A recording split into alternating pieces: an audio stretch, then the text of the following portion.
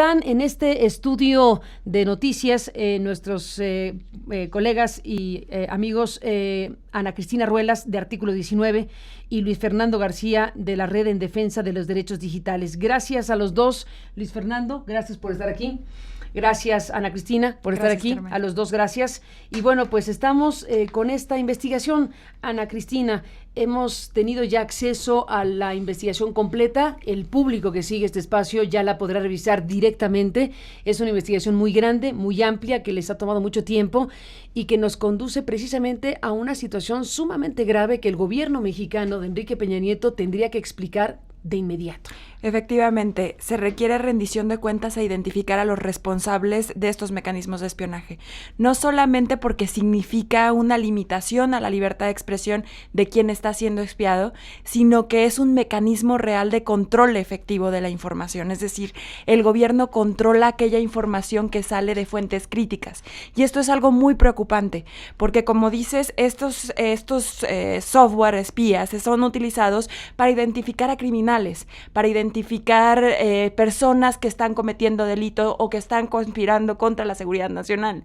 Y es muy preocupante que el gobierno mexicano vea a defensores, activistas y periodistas como similares a estos criminales. ¿Qué es lo que hace los periodistas o los activistas o los defensores de derechos humanos que le afecta tanto al gobierno que puede ponerlos en el mismo espacio que aquellas personas, aquellos narcotraficantes o aquellas personas que efectivamente atentan contra la seguridad nacional? Y decirlo claramente, es totalmente preocupante dos cosas. Uno, que este control efectivo utilice como herramienta también a familiares o personas cercanas a los periodistas, activistas y defensores, a personas menores de edad o a personas incluso que no son de nacionalidad mexicana. Esto es algo preocupante, es algo que por lo menos el gobierno tiene que rendir cuentas y decir cuáles fueron las causas, las motivaciones que dieron pauta a esto. Y decir también algo que recalca el New York Times en su investigación es si las autoridades que llevan a cabo el espionaje pidieran permiso al Poder Judicial, el Poder Judicial no les daría ese permiso. Y por eso lo hacen porque pueden, porque quieren, porque no hay sanciones. Otra vez entramos al tema de la impunidad de lleno, al tema que permite que las autoridades abusen de su poder y entonces espíen a las personas y penetren en lo más en lo más íntimo privado y tus derechos fundamentales agredidos de esta manera. Luis Fernando García, bueno, pues esta investigación que es muy amplia, como decíamos, conduce a muchas cosas. ¿Cómo ves tú el asunto? Pues creo que esta investigación es, digamos, sin precedentes. Es una investigación que es muy complicado de hacer. En el mundo, a pocas personas se les ha detectado que han sido, digamos, blanco de este tipo de ataques con malware tan sofisticado como el malware Pegasus de esta empresa israelí NSO. Y vale la pena, digamos, recapitular una serie de hallazgos del informe, ¿no? Y el primero de ellos es que se detectan 76 nuevos casos de intentos de infección a un rango muy amplio de defensores de derechos humanos, de periodistas, de activistas anticorrupción. Ya en febrero de este año se había revelado estos intentos de espionaje con el mismo malware Pegasus a defensores del derecho a la salud.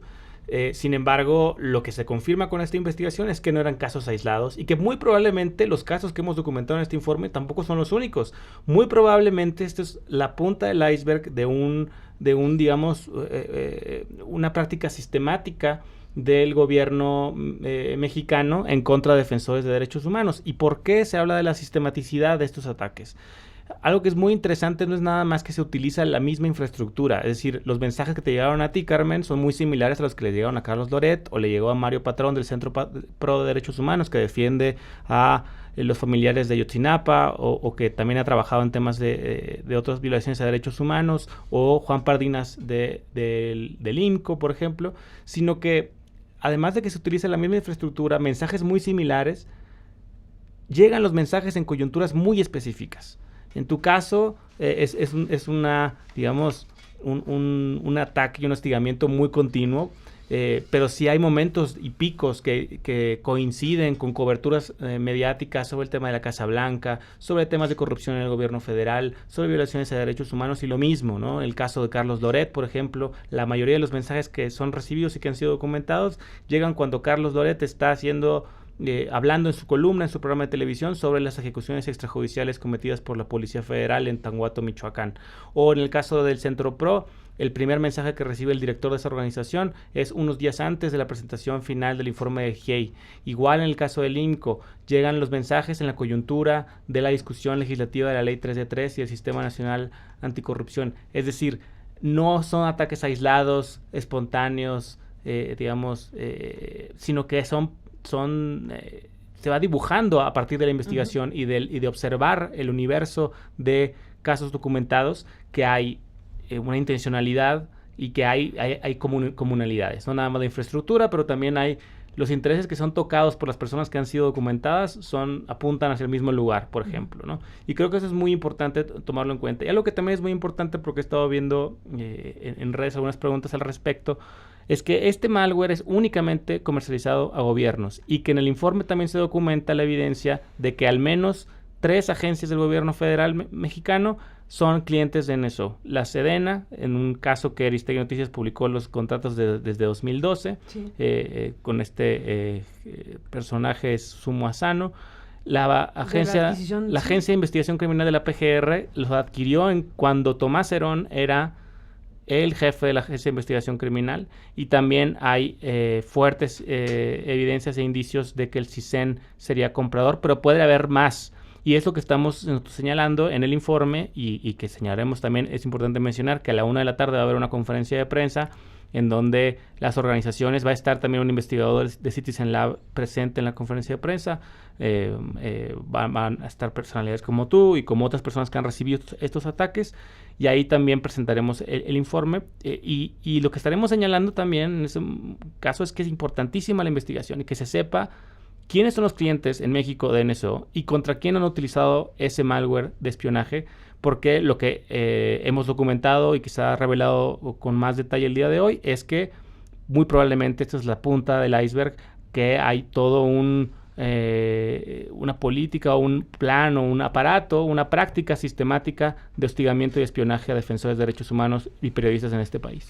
Pues estamos frente a un caso, una situación, mejor dicho, no es un caso, es una situación, es una circunstancia sumamente delicada y grave, porque bueno, Ana Cristina, estamos precisamente frente a la posibilidad de afirmar cosas, porque viene de la mano de un estudio muy riguroso. Como dije hace un rato, la idea de que se espía a las personas siempre ha estado presente.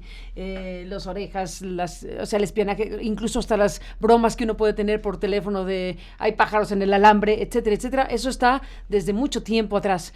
Pero el hecho de que se pueda tener la contundencia al afirmarlo, eso no es común. Eso es un hecho que se tiene que aquilatar por parte de la sociedad mexicana, porque se hizo una investigación de un alcance pues inusual. Realmente este es un estudio sin precedente. Sí, y creo que hay un punto muy claro. Los teléfonos móviles se han convertido en una extensión del propio yo. Sí. Todo lo que se encuentra en cada uno de los celulares es realmente lo que dice quién es Ana Cristina, quién es Carmen Aristegui, quién es Luis Fernando. Y eso es algo que se convierte en cada vez más grave cuando sabes que todo lo que existe en tu celular puede ser atraído por un malware como este. Es tu vida entera en el celular. Es tu vida entera. Tus amigos, tus familiares, tus contactos, exacto, tus fotos, tus videos, tus documentos, los correos electrónicos, tus WhatsApps, ¿qué más? Sí, tus Telegrams. Pueden prender el micrófono, pueden prender la cámara. La cámara. Pueden registrar tus contactos, tu calendario, pueden registrar todo lo que tecleas en el teléfono. Con eso saber tus passwords de todas las cuentas, de todos los servicios online que utilizas. Es decir, es una herramienta altamente intrusiva que solo los estados pueden usar. Y altamente costosa. Solo los estados tienen justificado utilizarlo contra los criminales, contra los terroristas, contra gente que sí necesita el estado saber con quién está relacionado en cada paso que da el crimen organizado, etcétera. Pero absolutamente no tiene derecho alguno y comete graves irregularidades e ilegalidades el gobierno mexicano al utilizar una herramienta tan poderosa y tan intrusiva en contra de personas. Y no nada más eso, delitos. O sea, delitos. En primer lugar hay que señalar que en ninguna ley en México se establece la posibilidad de utilizar una herramienta tan intrusiva como el malware. En muchos países lo que se ha señalado desde los organismos internacionales de derechos humanos es que este tipo de herramientas tienen que estar reguladas de manera específica y muy detallada, es algo que no sucede en México. Pero aún si se interpretara que es una forma de intervenir comunicaciones privadas, como si algunas autoridades tienen facultades, como ya lo mencionaste, para investigar delitos, para atender amenazas a la seguridad nacional, es claro que no sería el caso. Que es claro que es prácticamente imposible que un juez haya autorizado estas invasiones. Si un juez autorizó que nos espiaran y que espiaran a un menor de edad como Emilio, quiero conocer ese juez. Si hubiera alguien y quiero conocer la causa. Y creo que ahí toca la causa y el juez. Sí, porque es imposible. Tendría que argumentar el gobierno que tú y que las otras personas, que tu hijo, son amenazas a la seguridad nacional, o que de manera coincidente todos al mismo tiempo estaban siendo investigados por delitos. Algo que verdaderamente cualquier persona sensata no puede argumentar, ¿no? Es claro que estamos ante un caso de espionaje ilegal y de delitos graves, ¿no? El delito de acceso ilegal a intervenciones de comunicaciones privadas ilegales puede llevar a una pena de hasta 12 años de prisión. Aquí es cuando volvemos a presentar el problema estructural del Estado mexicano de la impunidad. Esto no puede quedar en la impunidad, no es anecdótico, son delitos que están contemplados y que tienen que ser investigados y sancionados. Y sancionados quienes, no nada más la persona dentro de la agencia que le picó el botón para el espionaje, sino quienes sabían de este espionaje, quienes se beneficiaron de la inteligencia obtenida. ¿Y para qué quieren esa información? Claro. ¿Qué quieren hacer con esa información? Es el gran tema. Están Denise Dresser y Sergio Aguayo conectados con esta transmisión. Ellos, como saben, están en este espacio todos los lunes y bueno, desde luego los saludamos. Les agradecemos que estén aquí a Sergio y a Denise. Lorenzo Meyer no estará presente en esta mañana. Por cierto, Lorenzo escribió algo en el diario Reforma en estos días sobre el tema del espionaje, a ver si podemos recuperar, a ver si la redacción nos echa una mano para recuperar el texto de Lorenzo Meyer en Reforma de hace unos días, precisamente hablando del espionaje del gobierno, pero bueno, estamos en este tema, Sergio, Denise, pues queriendo escuchar sus puntos de vista. Denise Dresser, ¿cómo ves este panorama? Habrás visto la primera plana de The New York Times, habrás visto ya los reportajes de Sebastián Barragán de nuestra Unidad de Investigaciones Especiales. ¿Qué nos dices, Denise, de todo esto? Buenos días y bienvenida. Buenos días, gracias por la invitación para estar presente en esta discusión y gracias a los dos colegas que están ahí. ¿Qué dice esto sobre el gobierno mexicano? Que opera de manera extralegal sin el menor reparo, que su forma de gobernar incluye espiar, que se siente profundamente amenazado por la sociedad civil, en vez de verla como un contrapeso, como señal de vigor democrático, percibe a sus miembros como enemigos. Bien lo dice Juan Pardinas, director del Instituto Mexicano para la Competitividad, citado en el reportaje: somos los nuevos enemigos del Estado. Y ante ese reportaje repleto de evidencia de casos incontrovertibles de espionaje, resulta poco creíble la postura de Peña Nieto, del PRI, en torno al combate a la corrupción, la defensa de la legalidad, el argumento de que las elecciones en el Estado de México y Coahuila fueron prístinas, virginales e impolutas. Este no es un gobierno democrático legal, sino un gobierno cada vez más autoritario y espía. ¿Y a quiénes espía? A organizaciones e individuos que se centran en la corrupción, en la podredumbre, en el modus operandi de un nuevo PRI que sigue actuando de la vieja manera, solo que con técnicas más sofisticadas. El nuevo PRI en realidad es el viejo PRI, solo que con internet y malware. Estamos presenciando un autoritarismo cibernético. Antes el régimen se valía de la Dirección Federal de Seguridad y de personajes como Fernando Gutiérrez Barrios. Ahora basta con contratar un programa de software. Antes usaban una pistola, una amenaza, ahora usan un iPhone. Estamos viendo un autoritarismo actualizado para el siglo XXI. Sergio Aguayo, ¿qué dices tú de todo esto, Sergio? En estos minutos que te quedan tienes que correr un poco, pero cuéntanos, ¿qué piensas? Tengo todavía unos cuantos minutos. Mira, Carmen, es terrible, pero ya lo sabíamos. Ahora bien, es diferente intuirlo, anticiparlo, actuar suponiendo que está siendo espiado, a tener la evidencia frente a ti, porque es un reportaje de investigación de primer nivel, típico del New York Times y de los grandes medios internacionales.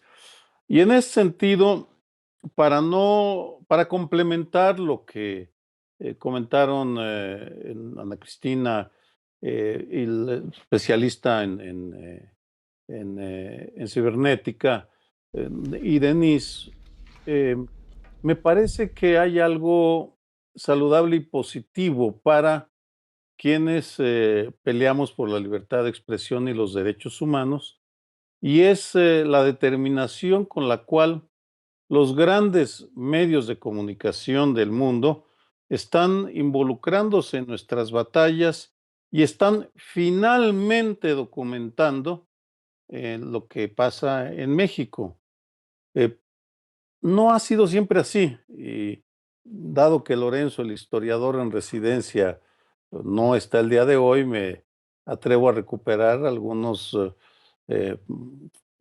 fragmentos del pasado, algunas anécdotas del pasado. Hace no muchos años, en 1988, por ejemplo, el Washington Post, ese paradigma de la democracia y la libertad de expresión, escribió una editorial, publicó una editorial en el cual argumentaba que el fraude electoral, no lo negaba, pero decía, el fraude electoral cometido en la elección presidencial de Carlos Salinas de Gortari, sí era importante y era incómodo, pero no era lo más importante. Lo que realmente importaba era que las reformas que estaba proponiendo Carlos Salinas de Gortari y otros medios de comunicación, incluido el New York Times, también condonaban lo que estaba pasando porque creían que las reformas impulsadas por Salinas y la tecnocracia que había llegado al poder hacía 3 años era lo mejor para México. Esa etapa ya terminó y simplemente para ilustrarlo, en los últimos 5 días, 4 días, han salido 2 reportajes de investigación extraordinariamente importantes. Uno publicado por ProPublica y el National Geographic, con la autoría de Ginger Thompson sobre la tragedia de Allende, Coahuila, de 2011. Y ahora este texto extraordinario de Azzam Ahmed y Nicole Perlroth, que da detalles precisos para demostrar que en México el gobierno, alguna dependencia del gobierno, adquirió el software con el cual se espió te espiaron a ti, Carmen. Citan a 4 personas: Juan Pardín, Loreto Mola y Mario Patrón.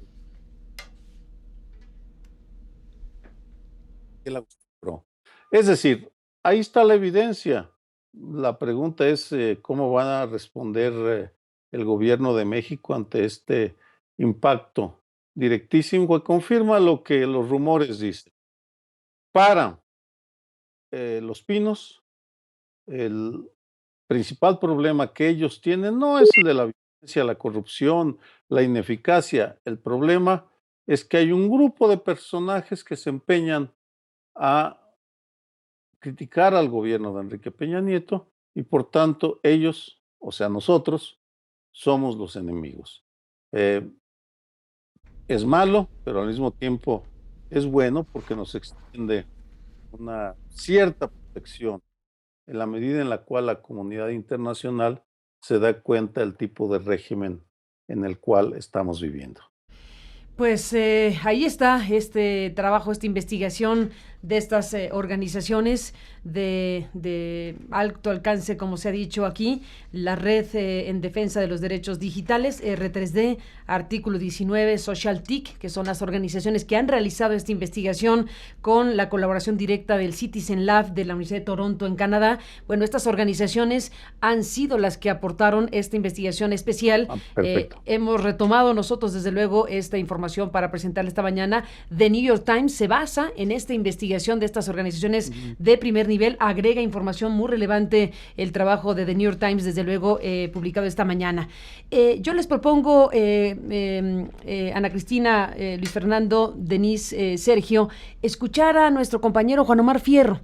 Aquí hay que empezar a asomarnos al tema de la legalidad. Se ha mencionado aquí, obviamente, que esto es un hecho, son conductas ilegales. Evidentemente, el gobierno mexicano no tiene ninguna autorización, no hay ninguna condición legal que le permita hacer lo que aquí se ha demostrado. Es un conjunto de situaciones que lo colocan como un gobierno que ha cometido ilícitos, directamente ilícitos, un gobierno como el mexicano que además ha roto los parámetros internacionales más elementales, como adquirir esta tecnología altamente intrusiva y utilizarla de esta manera.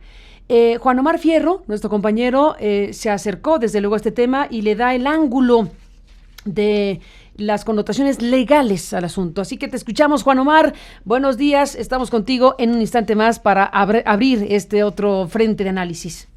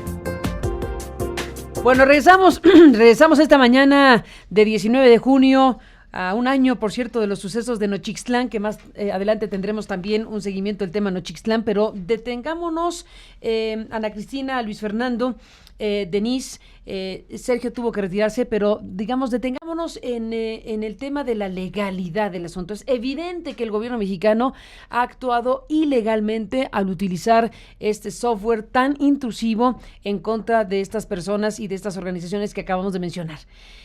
Bueno, es obligado decir que hay un caso vivo en este instante donde la circunstancia legal ha llevado a un expresidente, en este caso Martinelli, de Panamá, a la cárcel.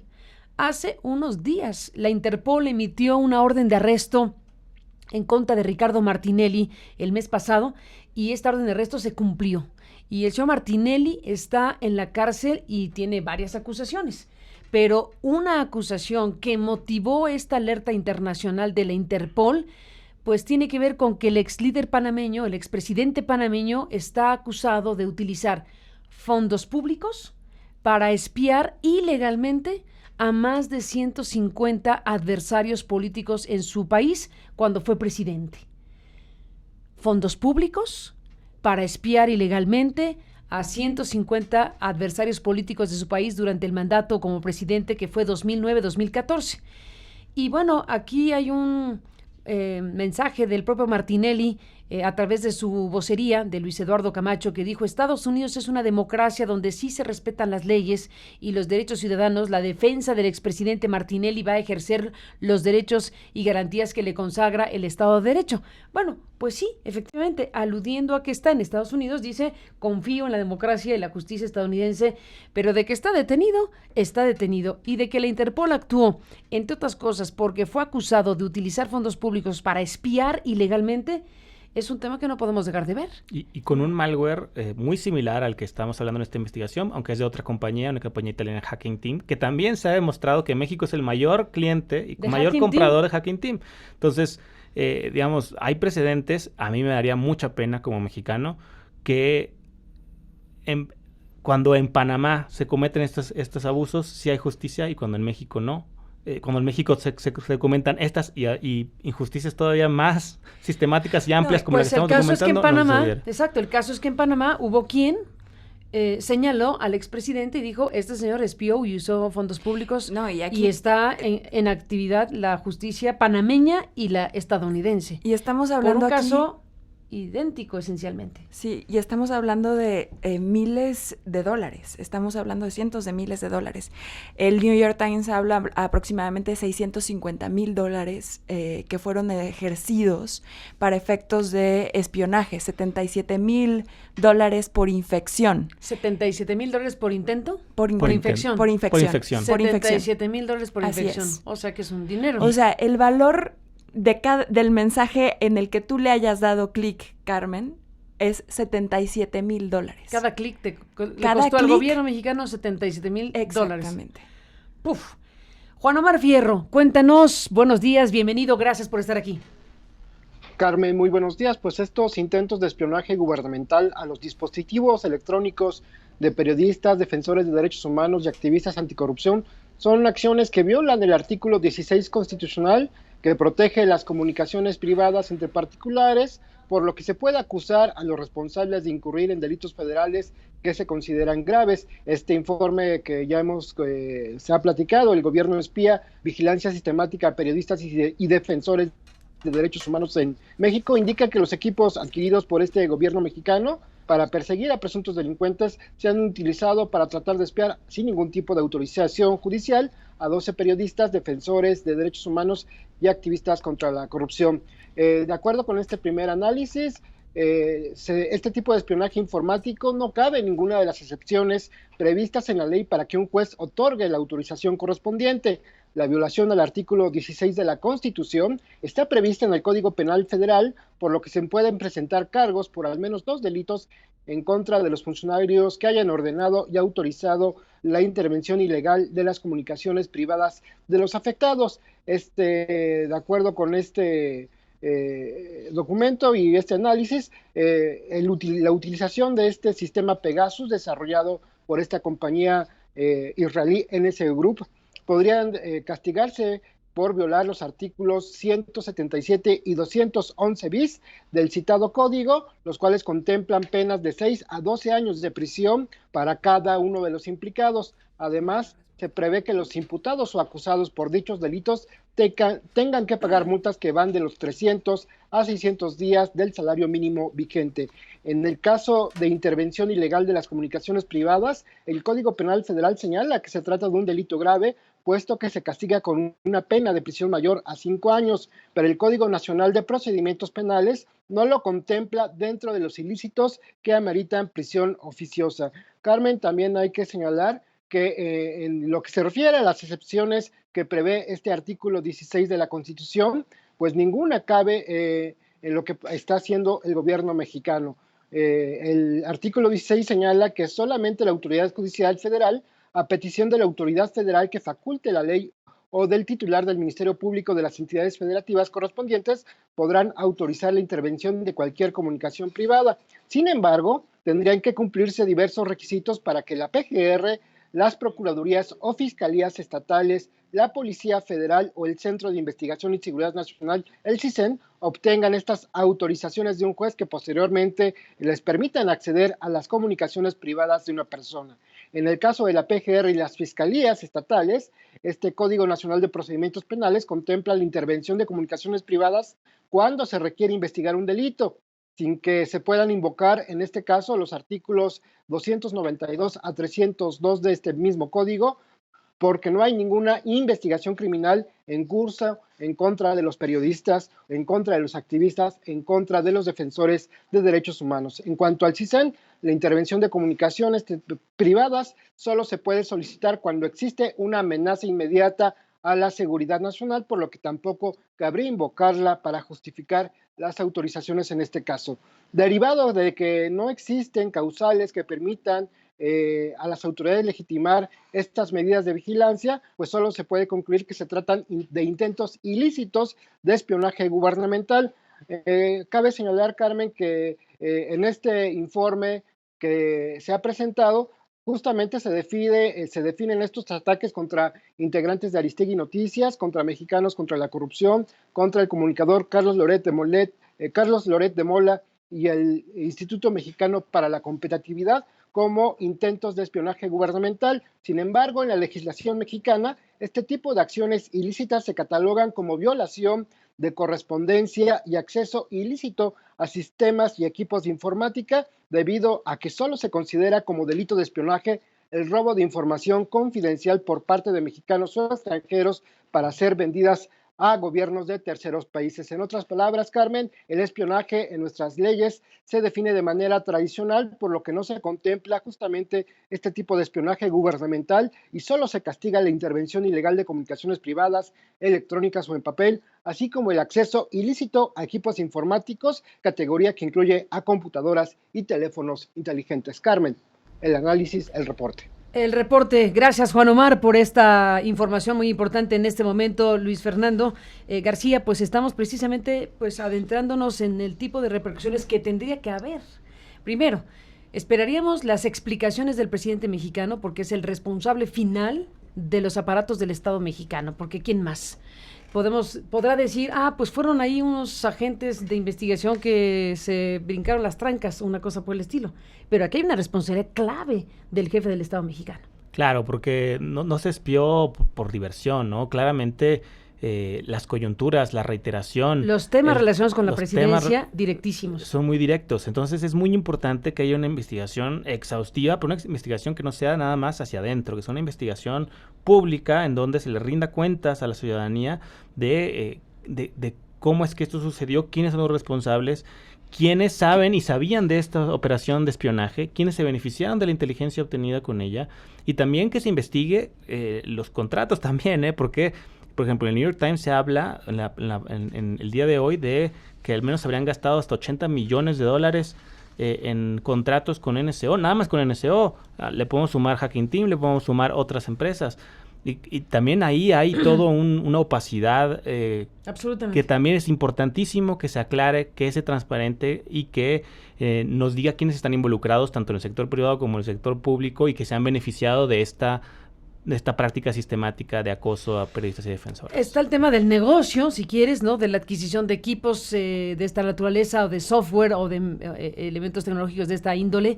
Ese es un ángulo importantísimo en la investigación especial que presentamos hace algunos años precisamente sobre la adquisición por parte del ejército de una cantidad... Que no tiene facultades, por supuesto. Que no tiene facultades, pero que adquirió a través de este empresario tan singular, Susumu Asano. Bueno, pues ese es un antecedente del tipo de negocio que se puede hacer o de adquisición millonaria que se puede hacer desde las instancias del Estado mexicano. Ese es un ángulo importantísimo. Otro ángulo importantísimo es las afectaciones directas que se tienen en contra de estas personas, periodistas, defensores, etcétera, porque aquí, como vemos, es no solamente... Es un asunto que se expande. No solamente es saber qué están haciendo, diciendo o guardando estas personas únicamente. Se amplía a sus contactos, la capacidad intrusiva de Pegasus es muy grande, la capacidad intrusiva por eso solo se permite usar para el crimen organizado, para combatir al crimen organizado con orden judicial, porque se llega a las entrañas de las comunicaciones y, como bien dijiste, Ana Cristina, un celular se convierte en la extensión de la vida de las personas. Ahí está todo, tu vida profesional, tu vida personal, tu vida íntima, tu vida lo que quieras, y la de tus contactos, que pueden ser decenas o centenas de personas que en este momento dirán, ah, caray, mi familia, mis amigos, mis contactos periodísticos dirán, ah, caray, ¿y qué saben de mí en el gobierno mexicano? Así es, y por eso es que decimos la afectación que es esto múltiple, forma ¿no? parte de una serie de acciones desde el gobierno para controlar los flujos de información y para limitar la libertad de expresión. Y obtener Al cosas final, que puedan servir después para utilizarlas en contra de esas personas. Es una herramienta muy perversa. Es una herramienta porque muy si perversa. bien es cierto, hemos tenido en este caso capítulos muy complicados y los seguimos teniendo, nos echaron de la radio con un golpe de censura, seguimos bajo acoso judicial, allanaron nuestras oficinas, ahora tenemos la constancia científica de que nos han espiado. Bueno, este gobierno mexicano ha utilizado demasiados elementos en contra de personas y de periodistas y es tiempo de decir, ya basta. Ya basta, sí, efectivamente, porque al final, si tú te pones a pensar y si todos tus radioescuchas se ponen a pensar sobre esto, lo que va a pasar es que nadie diría las cosas si sabe que alguien más le está escuchando. Por supuesto. Y eso es lo que sucede constantemente. Una de las cosas con las que termina el reportaje del New York Times es el reconocimiento de una de las defensoras de estos son gajes del oficio. Sabemos que esto es algo que puede hacer el gobierno contra nosotros. Pues no hay que aceptarlo así. Y entonces es algo gravísimo, porque sinceramente lo que termina sucediendo es que yo cuando hablo con Luis Fernando termino limitando mis palabras a 5. ¿Por qué? Porque sé que alguien puede estar detrás de esa bocina escuchando lo que le estoy diciendo a Luis Fernando. Y eso es algo sumamente grave. Y aquí también atenta contra todos los derechos de una sociedad. Sí. Y hay otra cosa que también quisiera decir, además de las faltas criminales, de los delitos que cometió el Estado, también hay una gran responsabilidad de parte del Instituto Nacional de Acceso a la Información y Protección de Datos Personales, porque desde hace varios años, desde hace varios meses por lo menos, ya le habíamos dicho que hay una presunción de que el Estado estaba utilizando y haciendo tratamiento de datos personales de manera ilegal. Y hay una responsabilidad de esta entidad también para investigar a estas autoridades y sancionarlas de manera pecuniaria, porque la ley dice claramente que las multas a las que les puede ser merecedores cada uno de los funcionarios públicos que utilizó este software pueden ser muy, muy altas, como ahora son muy altas para los particulares que dan tratamiento de datos personales. Al mismo tiempo, hay una gran responsabilidad en el sistema administrativo sancionador que tendrían que echarse a andar. Es decir, la Secretaría de la Función Pública también tiene que investigar estos hechos y decir cuáles son las responsabilidades a las que son merecedores estos funcionarios que utilizaron el dinero público para cuestiones que no van con lo que dice la ley y tendrían que ser sancionados, destituidos, etcétera, etcétera. Y nosotros tendríamos que saber claramente quiénes son. O sea, en lo inmediato. Antes, mientras va la investigación criminal andando, tiene que sancionarse a estos funcionarios, tiene que destituírseles porque no pueden permanecer ejerciendo funciones sabiendo que utilizaron este tipo de software y que ha sido tan intrusivo contra las personas, periodistas y defensores, ¿no? Sí, la verdad, Ana Cristina, Luis Fernando, recordé hace rato lo que escribió nuestro muy querido Lorenzo Meyer. Hace unos días en Reforma, el 15 de junio, escribió un texto que se llama De espionajes y censuras. Le pido a Denise, debe ser que nos aguante tantito para escucharla un momento más, pero Denise, te pido un segundo para incorporar lo que Lorenzo ha dicho sobre el tema. Dice Lorenzo Meyer en Reforma: Sir Francis Bacon aseguró: conocimiento es poder, en 1597. Aparentemente se refería al conocimiento científico. La ciencia fue una de sus pasiones, pero como él también fue político, llegó a ser Lord Canciller en una época llena de intrigas palaciegas.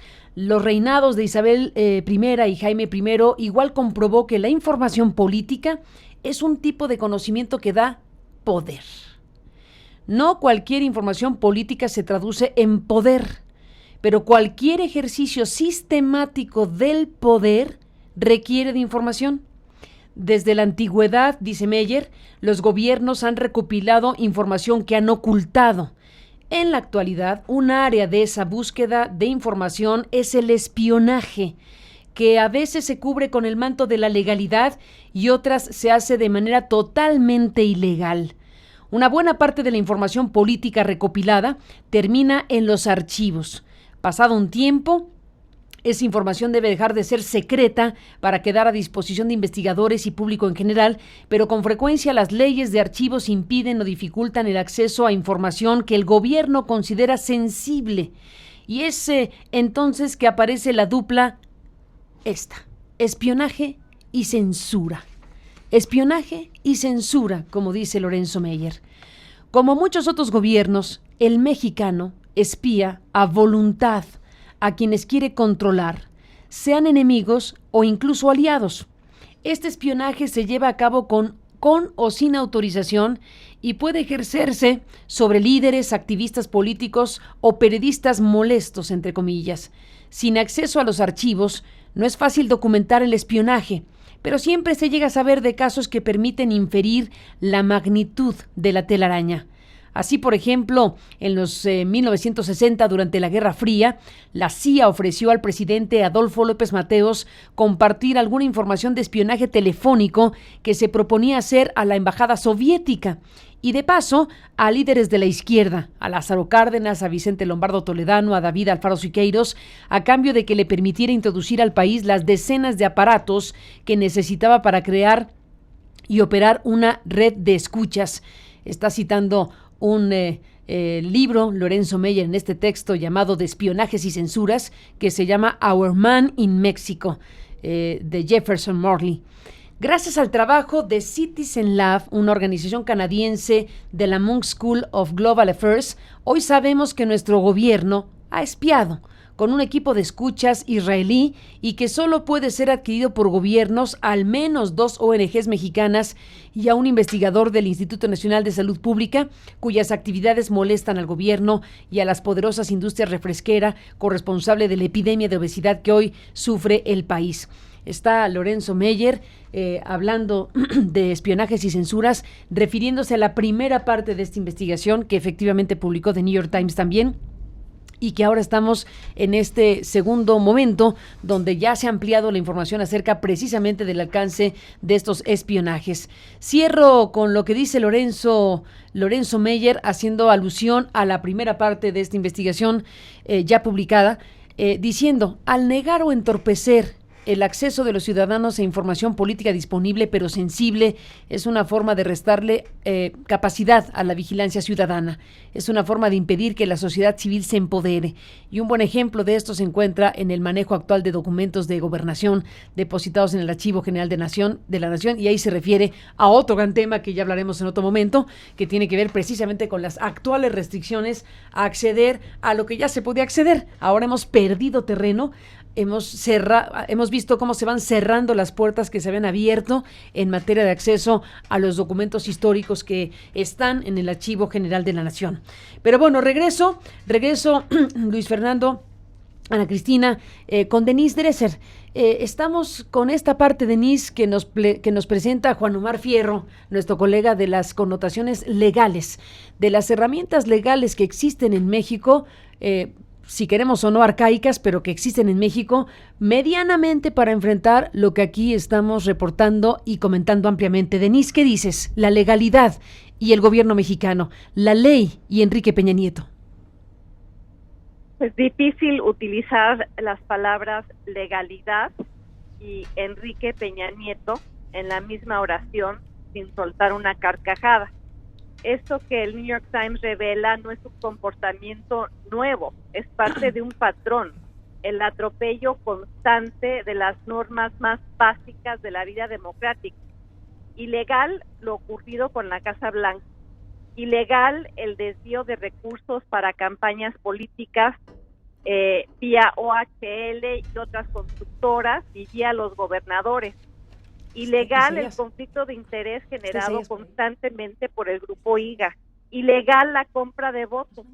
Ilegal el uso de recursos públicos para adquirir malware de espionaje. Ilegal, evidentemente, el espionaje. Pero esta práctica no es la excepción en el gobierno de Enrique Peña Nieto, es la norma. Y en cuanto a la reacción, ¿qué podríamos esperar de una PGR liderada por Raúl Cervantes, el fiscal carnal, amigo, cuate del presidente? Pues el silencio o la denostación del New York Times o la promesa de una investigación que nunca concluirá con la detención y el castigo a los responsables. He ahí el reto para un gobierno priista que se jacta del combate a la corrupción. En una entrevista reciente, el presidente nacional del PRI, Enrique Ochoa Reza, argumentó que le indigna la corrupción, pues que su partido lo demuestre exigiendo una investigación en torno al espionaje a quienes considera sus enemigos, que demuestre el PRI, que demuestre el gobierno cuán indignado está. Y mientras tanto, pues somos muchos los que desde hace tiempo vivimos sabiendo que nuestras comunicaciones probablemente están intervenidas. Yo recuerdo reuniones contigo, Carmen, en las cuales todos los colaboradores hemos puesto nuestros celulares en el refrigerador. Y también otra práctica, una regla que yo tengo en la vida, pensando que me están espiando constantemente, la regla es que siempre soy muy amable con mi mamá. Muy amable con tu mamá para que no vayan a decir que Denise Dresser tiene problemas con su mamá. Pues claro, claro, es que te llevan esos niveles de paranoia y de situación que atenta contra tu esencia, contra tu privacidad, contra tu equilibrio, al final de cuentas, vital, ¿no? Estamos hablando de una cosa sumamente delicada. Nuestros muy queridos amigos de Forbes nos están enviando con Jonathan Torres, que es el espléndido editor de Forbes, este reportaje que Forbes publicó sobre el tema de NSO Group, los espías israelíes que hackean iPhones con un solo SMS. Esta startup está detrás de varios de los programas informáticos de espionaje más efectivos y usados en el mundo y no tiene intenciones de parar. Este reportaje de nuestros colegas de Forbes, pues lo publicaron el 18 de abril. Es un amplio reportaje que recomendamos ampliamente su lectura. Voy a retomar algunas partes del texto de Thomas Fox Brewster, que es el periodista que lo hace. Dice, la vida de los empleados de NSO Group no debe ser distinta a la de otros empleados de la escena tecnológica israelí. Llegan cada mañana a su oficina de Herzliya, distrito al norte de Tel Aviv, toman el elevador del edificio de aspecto llano, todo gris, de exterior arenoso, y atraviesan las puertas de tarjetas electrónicas para acomodarse en sus oficinas muy parecidas entre sí. En el camino hacia su lugar saludan a sus vecinos, los analistas de fraudes de EMC, propiedad de RSA, cuyo trabajo consiste en rastrear el dark web en busca de las últimas estafas de los cibercriminales. Quizá tengan tiempo para una breve plática con los empleados de la compañía hermana, un desarrollador de seguridad de smartphones. Después toman su lugar y empiezan a programar. Pero por 6 años su rutina diaria ha sido más extraordinaria de lo que parece. Han creado el kit de espionaje móvil más invasivo del mundo sin siquiera exponer su trabajo. Y bueno, pues aquí está recientemente, sin embargo, han sido descubiertos hackeando iPhones y bueno, pues es parte de esta investigación que vamos a recuperar en un momento más. Déjeme nada más decirle que se habla de NSO Group, ha sido capaz de mantener su trabajo en secreto hasta ahora. Artículos previos solo registraron su entrada en el mercado de Estados Unidos y se reveló una limitada información sobre sus contratos, uno de ellos presuntamente con el expresidente de Panamá, Ricardo Martinelli, y otro con México. Recientemente cubrí la historia de Mayer Mizrahi, cuyo padre sale con la hermana de Martinelli. Mizrahi se enfrenta a una investigación por corrupción en Panamá, pero por supuestas discrepancias con el rival de WhatsApp, Cryptext, que proporcionó al gobierno. Bueno, gracias al análisis de Lab y Lockout, es casi seguro que NSO Group también trabaje para los Emiratos Árabes. Y bueno, pues todo un conjunto de informaciones que vamos a recuperar en un momento más sobre lo publicado por Forbes. Pues sí, estamos hablando de unos desarrollos tecnológicos altamente invasivos y demasiado potentes ya, ¿no? Ya los ciudadanos estamos totalmente vulnerables. Y que por esa razón es que no es legítimo considerar esto como una herramienta más, como una herramienta válida más. No. Porque también es importante señalar, digamos, es muy distinta a una intervención de comunicaciones privadas tradicional, en donde se va con un juez y el juez te da la autorización, y con esa autorización se va a una empresa de telecomunicaciones y se permite escuchar una llamada a esto. Esto es absolutamente distinto, es otro juego, ¿no? Es otro juego. Y es por eso que es muy importante que la regulación sobre este tipo de herramientas sea particularmente específica y no se autorice para cualquier caso. Podríamos aceptar que en algún caso donde hay algún objetivo muy importante, que además es muy elusivo, ¿no? Que no utiliza teléfonos normales, podría llegar a justificarse la utilización de este tipo de malware, pero no estamos claramente en los casos documentados en el informe de gobierno espía en esos casos. De cualquier caso, algo que sí es muy importante también, porque nosotros lo hemos estado señalando ya desde hace varios meses, varias organizaciones. En diciembre publicamos en Red 3D un informe donde lo titulábamos Estado de la vigilancia fuera de control, y se sigue confirmando esa tesis, ¿no? De que está fuera de control la vigilancia, de que hay muchas cosas que se tienen que hacer. En lugar de, como en el Congreso se ha estado discutiendo, buscar un periodo extraordinario para darle facultades de espionaje al ejército, lo que debería estar haciendo el Congreso mexicano es reformar la legislación para garantizar la rendición de cuentas, para garantizar la fiscalización de estas herramientas y también para llevar a cabo una investigación desde sede del Congreso sobre el alcance de estos ataques, porque no sería, digamos, mucha imaginación pensar que inclusive algunos de ellos sean parte de esta operación de espionaje sistemático del gobierno mexicano. Pues no lo dudaría ni tantito. Estoy viendo ya que, bueno, nuestro sitio está recuperando tweets, ¿no? Hay una intensa comunicación esta mañana a partir de que se publicó lo que se publicó, de este reportaje especial de The New York Times, de estos colegas espléndidos que han hecho un reportaje muy amplio. Es una cobertura muy amplia la que tiene New York Times esta mañana. Assam Ahmed y Nicole Perlroth han hecho esta investigación y este trabajo a partir precisamente de lo que han hecho ustedes con la investigación del caso de #gobierno espía. Y bueno, ahora hay una conversación, ahora hay gente que está diciendo, a ver, ¿de qué se trata esto?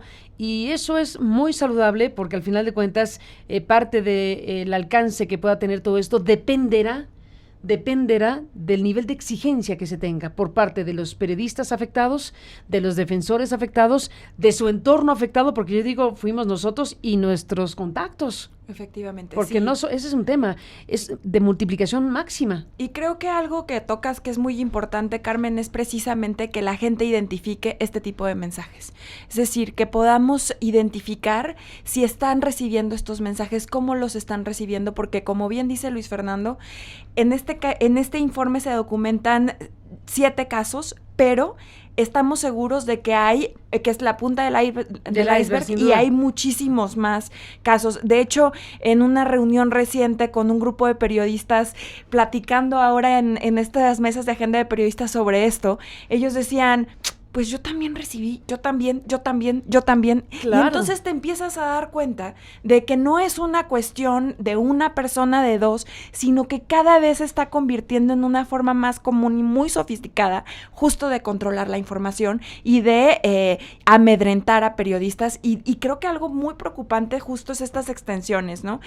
Nosotros en algún momento veíamos la película de Snowden y parecía algo inverosímil imaginar que una agencia del Estado pudiera dar clic y ver la fotografía de una persona, más bien el video de una persona mientras está desvistiendo. Y esto es precisamente de lo que estamos hablando, ¿no? Porque capturan, como dijo Luis Fernando, capturan tus datos, tus contactos, tus teléfonos, tus mensajes, tus WhatsApp, tus Telegram, tus fotografías, tus videos. Toman tu cámara, tu micrófono. O sea que si tú tienes tu teléfono y te estás bañando, vistiendo, poniendo los zapatos, comiendo con quien quieras, están ahí. Gracias. Aquí tenemos a Carlos Morales, que es el editor en jefe de Forbes Digital, y le agradecemos mucho a Forbes que se incorpore a esta mesa, porque aquí va a contar mucho si de aquí sucede algo importante, como merece la sociedad mexicana que ocurra ya algo importante cuando vemos prácticas ilegales desde el propio gobierno mexicano.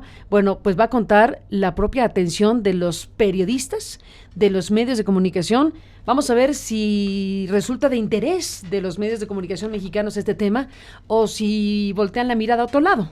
No, y también decir, están todas las pruebas. Sí, está. Citizenlab hizo un análisis y te dice con peras y manzanas cómo infecta este Es ciencia lo que estamos aquí. Exactamente. Es un informe periodístico, en este caso, que está reportando estos son reportajes periodísticos que están basados en un informe científico. Exacto. Carlos Morales es editor en jefe de Forbes Digital. Y bueno, Carlos, estamos aquí revisando lo que ustedes publicaron, que es importantísimo. Esto que ustedes hicieron tiene que ver precisamente con el corazón del tema. NSO Group, los espías israelíes que hackean iPhones con un solo SMS. Esta startup está detrás de varios de los programas informáticos de espionaje más efectivos y usados en el mundo. Y bueno, como dice Forbes, Carlos Morales no tiene intenciones de parar. Esto en serio es grande, y esto en serio ya ha alarmado pues a la sociedad por lo que implica y por lo que representa en diferentes países. Carlos, gracias por estar aquí esta mañana. Buenos días. Gracias por incorporarte a esta mesa de discusión. Muy buenos días, Carmen. No, pues gracias a ti por la invitación. Y en efecto, lo que estamos viendo el día de hoy con el NSO Group es en realidad, a reserva de que suene como ya una verdad, pero brulla por ahí un lugar común, pero la verdad es que es la punta del iceberg. Uh-huh. Esta startup israelí, que fue fundada por un par de señores de nombre Omri Lavi y Shalef Julio, está no solo detrás de los ataques a activistas y periodistas mexicanos, sino también en muchos otros países, especialmente de Medio Oriente y de Asia. Están por ahí Turquía, Israel, Tailandia, Mozambique, Marruecos, Nigeria. O sea, la lista puede seguir y seguir. Uh-huh. Pero una de las partes más preocupantes del NSO Group es que forma parte de otro grupo de hackers que en realidad son súper poco conocidos, y que son producto de esta unidad de élite del ejército israelí que se llama Unidad 8200, que es en realidad una fábrica de startups. Es el grupo de hackers del ejército israelí, y es de ahí de donde provienen muchas de las grandes startups tecnológicas. De ahí vino Waze, de ahí vino, por ejemplo, Wix, que son algunas de las más visibles, pero en realidad hay muchas otras compañías de las cuales no sabemos nada. Y en efecto, estas empresas, pasa un poco como lo que ocurrió con la NSA hace unas semanas, que estos grupos descubren una vulnerabilidad en un sistema operativo, en este caso iOS, el que utilizan pues todos los iPhones en el mundo, y reservan esa información.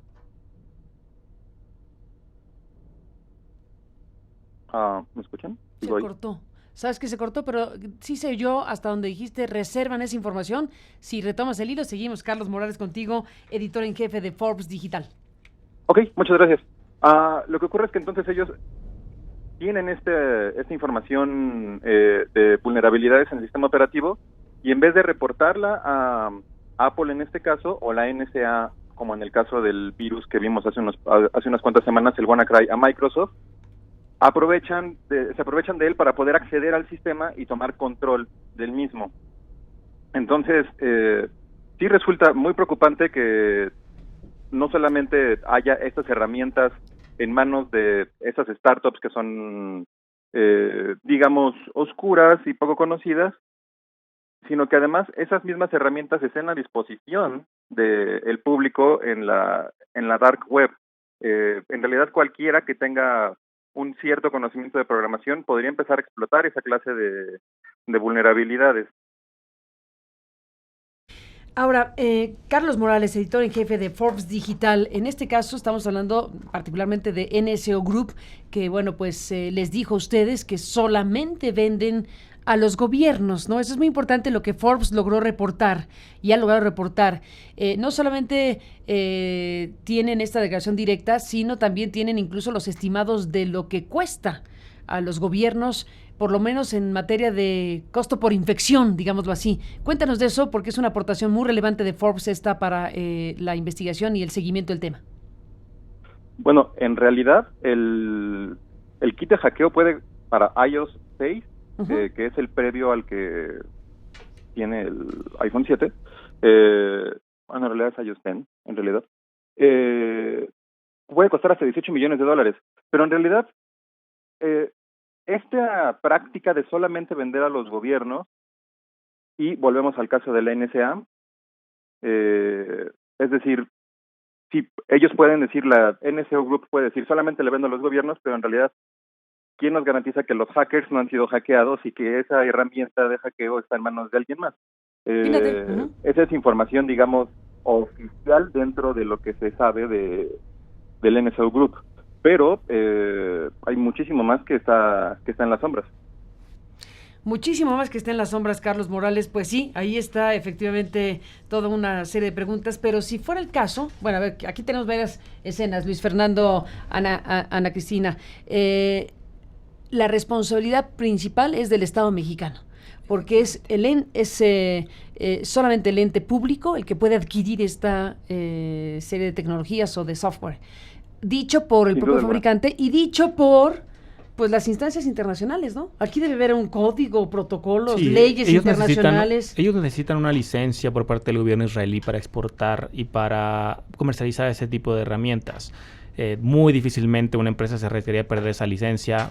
En una de las notas de Forbes, por ejemplo, se estima que NSO Group estaría evaluado en $1 billón. $1 billón. Difícilmente pondrían en riesgo esa cantidad de dinero y digamos, perdiendo la licencia, ¿no? Entonces, pero sí es posible y sí también debería de investigarse la responsabilidad que tiene NSO Group, dado el hecho de que ya ha sido evidenciado que el gobierno mexicano, uno de sus clientes, ha de manera reiterada utilizado sus herramientas para violar derechos humanos y para espiar a defensores de derechos humanos, periodistas, como activistas. En países africanos ocurre, ¿no? Bueno, sí, inclusive, y si no lo... Porque hay varios casos que me comentabas de países que adquieren esta... Bueno, está Martinelli, que está en el Tambo, ¿no? Por ejemplo. Sí, pero también... digamos, para irnos a otras regiones del mundo, pues hay gobiernos que también están siendo acusados de esto. Y han sido investigados, por ejemplo, por la justicia estadounidense. Hay un caso del gobierno de Somalia espiando a un activista que estaba en los Estados Unidos y producto de eso se inició una investigación por parte del FBI y hay todo un caso, ya está judicializado ese caso y se está llevando a cabo un proceso penal. No sería raro que motivo de lo publicado por New York Times el día de hoy, el FBI y las autoridades estadounidenses abrieran una investigación, no nada más por el involucramiento de una empresa. NSO Group, a pesar de ser una empresa israelí, está controlada por un fondo ubicado en los Estados Unidos llamado Francisco Partners. Por ahí podría entrar, pero también el hecho de que hay algunas de las personas que fueron atacadas con mensajes infecciosos de NSO que se encontraban en los Estados Unidos al momento de recibirlos. Eso lo convierte en un delito. Otra cuestión es también los mensajes que se recibieron en los Estados Unidos. En los Estados Unidos, que puede ser investigado. Y otra cuestión muy interesante es algunos de los mensajes que, por ejemplo, uno que te llegó a ti, le llegó a Carlos Loret, en donde se suplanta la identidad de la embajada estadounidense. Sí, eso también puede tener repercusiones diplomáticas y delictivas en los Estados Unidos, en normas que rigen las relaciones consulares y diplomáticas. Es decir, las extensiones y las avenidas a través de las cuales puede llegarse a conocer cada vez más de este iceberg que solo conocemos la puntita, se tendrá que ir desarrollando en los próximos días y semanas, y creo que ya sería un acto de, digamos, pues ya de cinismo total, superlativo, que el gobierno mexicano ante todo esto siga manteniendo el silencio.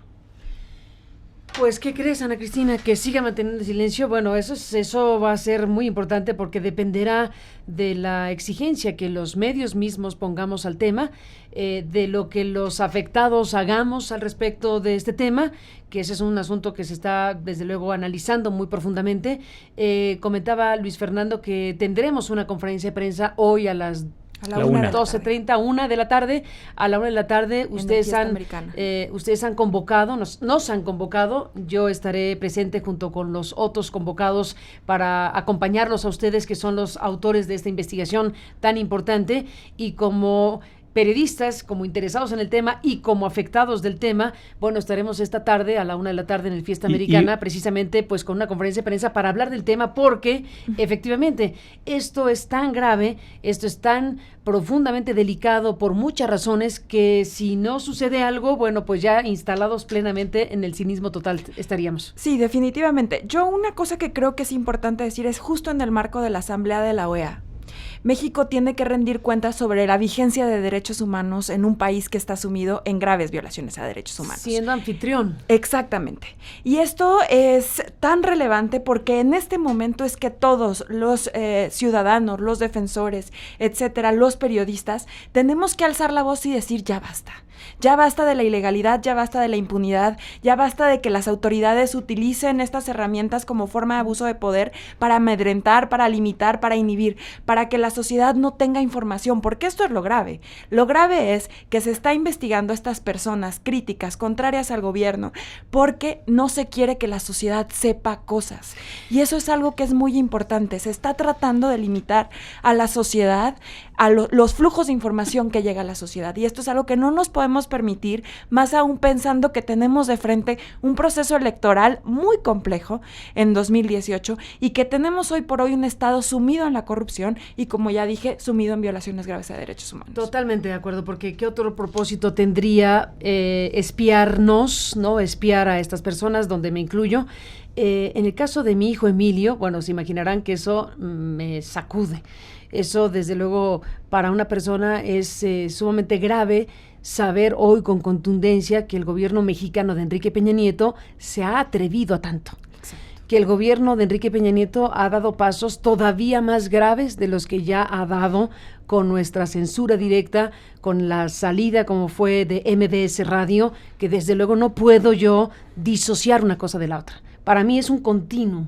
Para mí es un proceso secuencial de momentos que han estado relacionados inicialmente con una investigación periodística como la Casa Blanca de Enrique Peña Nieto, que hoy por hoy no ha podido explicar, y me temo que no podrá explicar sensatamente, porque no hay manera de que un presidente como Peña Nieto pueda justificar la posesión de una propiedad multimillonaria a nombre de su contratista.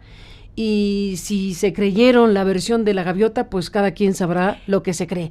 Pero aquí tenemos una investigación periodística que está ahí como parte de este sexenio y como punto de arranque de un proceso de ataques continuos, secuenciales, que van desde la censura directa del grupo MBS en contra de estos periodistas, contra mí directamente, y un contrato vigente que estamos litigando todavía en tribunales, contra un equipo de periodistas que fueron echados absolutamente con una connotación de censura por parte de MBS, que no podemos interpretar como una acción asociada a los intereses del gobierno, que por cierto después tuvo los beneficios correspondientes, y a las pruebas me remito. Y desde luego lo que vino sucediendo después, este acoso judicial que permanece, con una demanda, con otra demanda, con otra demanda. Al Poder Judicial se le utiliza para perseguir periodistas, al Poder Judicial se le utiliza para intimidar, para amedrentar, para entorpecer la tarea de los periodistas. Es nuestro caso. Allanamientos físicos en este lugar donde ustedes dos están, Luis Fernando García, Ana Cristina Ruelas. Ha habido allanamiento físico. Exacto. Que está en una investigación que no prospera y que no puedo interpretar más que consecuencia de lo mismo. Y el espionaje, que es otra herramienta del gobierno de Enrique Peña Nieto en contra de periodistas que hemos hecho nuestro trabajo. Sí. Si la sociedad mexicana no calibra lo que esto significa, pues estamos fritos. Porque además, como digo, el hecho de que en este conjunto de elementos científicamente demostrados, se sepa que espiaron a Carlos Loret, que espiaron a los colegas de la representación de Ayotzinapa, a los colegas que hacen un trabajo espléndido en el IMCO, a los colegas del Poder del Consumidor, pero que se atrevió el gobierno de Enrique Peña Nieto a espiar a un adolescente para saber de sus actividades, para saber de sus contactos, para saber qué quiere saber Peña Nieto de un adolescente y de los demás adolescentes, que en este caso son sus relaciones personales e íntimas personales de un chico que estudia, que está aquí, que está en Estados Unidos, etcétera. ¿Hasta dónde llega el gobierno de Peña Nieto? ¿Hasta dónde se ha atrevido Enrique Peña Nieto para atacar a periodistas en México? Eso hay que denunciarlo, eso hay que señalarlo, hay que exigirle a Peña Nieto que rinda cuentas. Señor presidente, estamos a la espera de que explique todo esto. Sí, y una cosa que comentas aquí que es clave para todos los que nos están escuchando es, en México, la persona que da luz sobre hechos de corrupción es la que es perseguida y no la persona corrupta.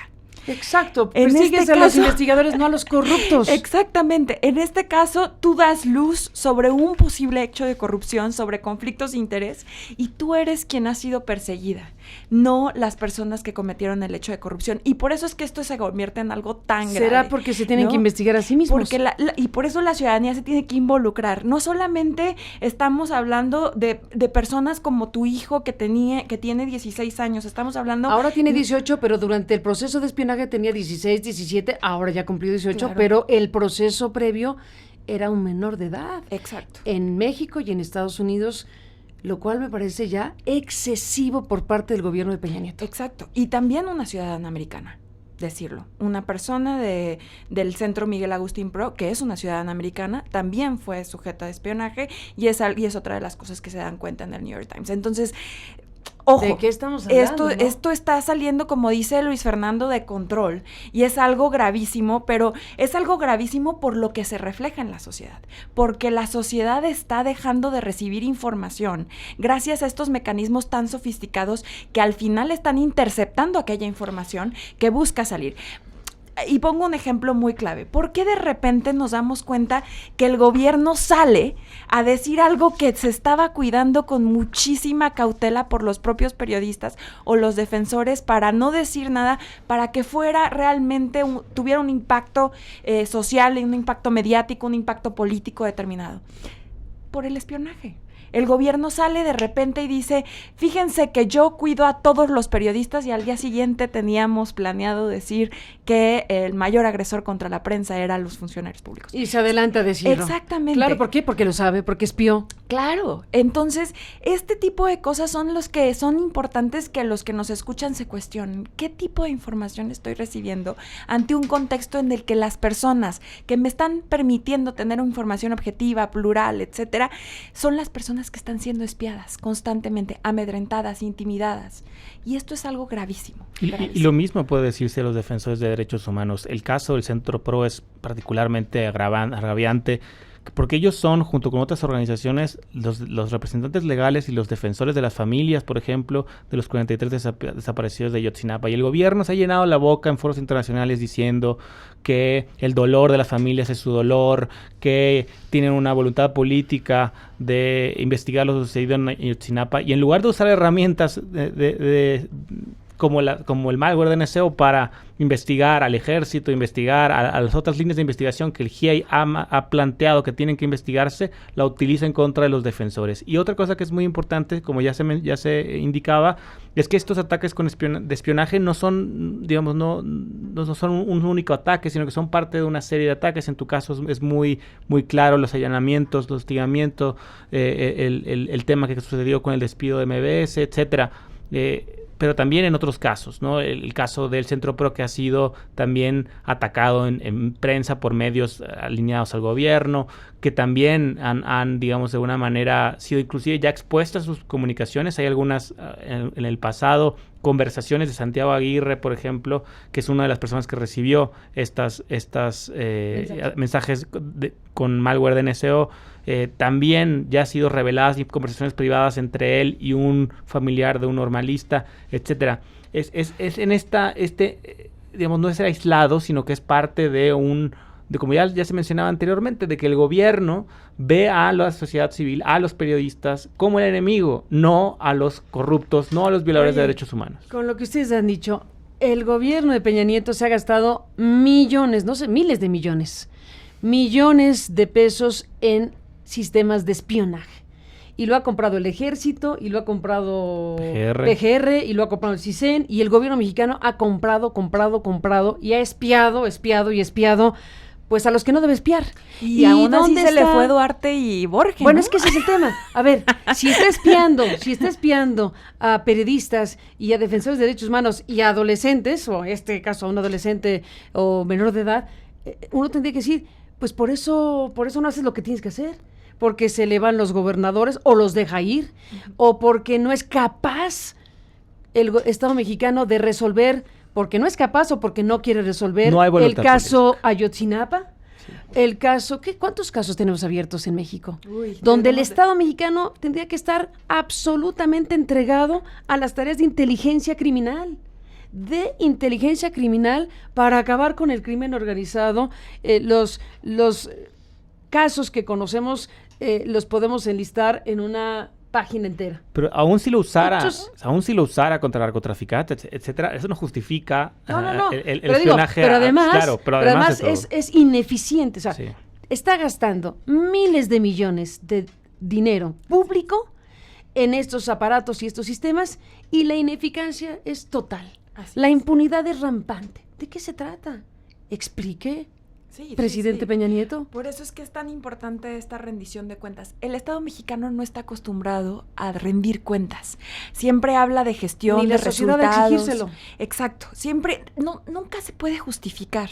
Y en este momento sí es muy importante, y cada vez la sociedad pide más justificación sobre la impunidad, sobre la corrupción. Creo que en este momento el Estado tiene que decir por qué consideró que era relevante espiar a periodistas, a defensores, a activistas, por qué consideró que, o cómo dejó que otros funcionarios públicos lo hicieran, si no los capacitó, ¿por qué?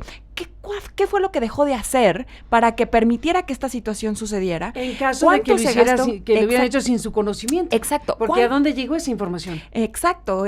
Y también creo que es importante que los objetivos, o sea, aquellas personas que fueron espiadas, reciban esta información y digan, tú fuiste espiada. ¿Por qué? Porque al final... Sí. Tú tienes que decir, bueno, te fuiste espiada porque pensamos que estabas involucrada con el delito X o con el hecho tal, ¿no? Y nos equivocamos, lo sentimos, perdón por las molestias, supimos a qué hora va al baño, a qué hora se baña y a qué hora hace todo lo que tiene que hacer. Que habla, exactamente, pero discúlpeme porque tenía que ver con un hecho grave, con una violencia, con una cuestión de seguridad nacional, ¿no? Pero de cualquier manera, a la fecha no existe ni siquiera el propio reconocimiento del Estado de que utiliza estos mecanismos de vigilancia. Y lo digo porque recientemente un grupo de organizaciones nos levantamos de la mesa de la Alianza para el Gobierno Abierto en México, precisamente porque decíamos no existen condiciones para seguir dialogando con un gobierno que nos espía.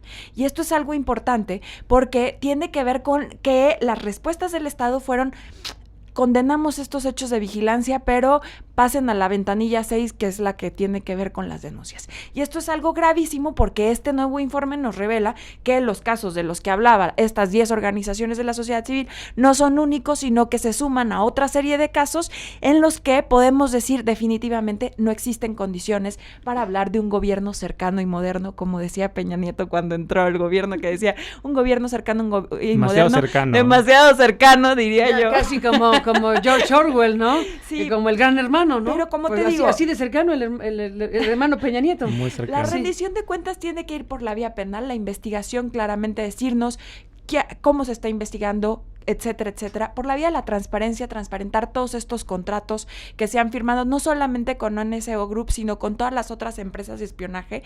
Después tiene que ver con la unidad administrativa, con las responsabilidades administrativas, y por último también tiene que ver con una responsabilidad directa del órgano garante de protección de datos personales para fijar las multas a aquellos funcionarios públicos. Yo creo que es muy importante. Hay herramientas. Lo que no hay es voluntad política. Pero herramientas para investigar y sancionar a los responsables de estos hechos denunciados, las hay. El tema es quién va a investigar a quién. Se requiere una investigación independiente de quién va a ser investigado. Y eso Porque si le estamos pidiendo que investigue al que debe ser investigado, pues estamos en problemas. Estamos en problemas. No, y además que ya les hicimos la mitad de la chamba. Bueno, Sí. en Citizen Lab, ¿no? Claro. Ya les dijo, a ver, miren, así estuvo todo, se recibió esto significa esto, ya está todo el informe científico, entonces ya tienen la mitad del trabajo hecho, ya solamente tienen que identificar quién, cómo y dónde hicieron este tipo de... ¿Qué debería decir Ana Cristina Ruelas, Luis Fernando García, el Poder Judicial? Porque, a ver, aquí... bueno, ¿qué tendría que decir el Poder Judicial? ¿Qué tendría que decir el Poder Legislativo? ¿Qué dicen los legisladores, los representantes populares de este país? ¿Qué tendrían que decir respecto al comportamiento del Ejecutivo? ¿Qué dicen los otros poderes? ¿Qué dice el Poder Judicial, que debe sentirse ofendido de que se realicen prácticas de esa naturaleza que deberían contar con su consentimiento en dado caso? Y que al gobierno mexicano, que al Ejecutivo no le importó en absoluto no contar, como la ley le indica, con las autorizaciones judiciales, que no se las hubieran dado, pero tendrían que haberlo preguntado. Queremos espiar a tal. Por estas razones, el Poder Judicial tiene esa responsabilidad del Estado mexicano. ¿Qué dice el Poder Judicial frente a un Ejecutivo que se pasa las trancas y que simple y llanamente ni siquiera se asoma a ellos? Sí, creo que de alguna manera probablemente injusta se compromete la reputación del Poder Judicial en el sentido de que alguien podría decir, a lo mejor sí tiene una autorización judicial, lo que ya hemos dicho, que la muestre. Pero alguien podría sospechar del Poder Judicial. Yo creo que también valdría la pena que el Poder Judicial informara si ha autorizado en alguna ocasión la utilización de este tipo de malware a través de una autorización judicial federal como lo establece la Constitución. Yo lo dudo ampliamente. Pero hasta no saberlo, pues quedamos en la duda. Igual el Congreso por varios años se ha estado insistiendo en el Congreso de que hay un problema con el tema de la vigilancia. El principal problema es que quien hace vigilancia tiene muchas oportunidades de que nadie se entere de que la usó. Y a cualquier persona que le das la posibilidad de usar una herramienta en secreto, va a abusar de ella. Y ni siquiera estamos inventando el hilo negro, sino que hemos estado promoviendo en el Congreso por años el establecimiento de controles democráticos y de rendición de cuentas, como la transparencia, como el control judicial, como lo que ya mencionaba Ana de el derecho de notificación, es decir, que las personas que han sido vigiladas sean notificadas en algún momento, evidentemente no en el momento que se está siendo vigilada en algunos casos, sino con posterioridad de que fuiste vigilada, o incluso que existan facultades de fiscalización. En algunos países hay un ombudsman específico para este tipo de sistemas que fiscaliza expedientes de vigilancia y detecta abusos.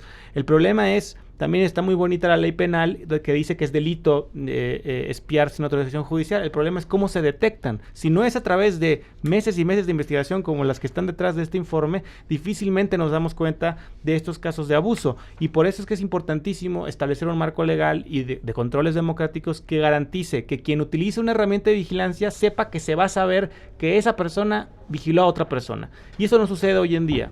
Hoy quien vigila sabe que tiene garantizada prácticamente la impunidad porque puede utilizar esta herramienta tan invasiva de manera secreta sin pedir la autorización a un juez y sin colaboración de nadie. Totalmente de acuerdo. Bueno, le agradecemos muchísimo a Carlos Morales, el colega periodista, editor en jefe de Forbes Digital. Carlos, bueno, pues has escuchado esta parte de la mesa. Para cerrar contigo, ¿qué nos dirías? Además de que seguimos recomendando ampliamente las investigaciones y las publicaciones que ha hecho Forbes acerca de este tema, me detuve ampliamente en el reportaje de Thomas Fox Brewster, que habla de NSO Group, los espías israelíes que hackean iPhones con un solo SMS. Déjame, Carlos Morales, recuperar este parrafito del texto que está consultable en Forbes. Dice, hace la narración de cómo trabajan, de la vida de los empleados de NSO Group. Me brinco ese primer párrafo para decir que por 6 años su rutina, la rutina de estos trabajadores de NSO Group, ha sido más extraordinaria de lo que parece.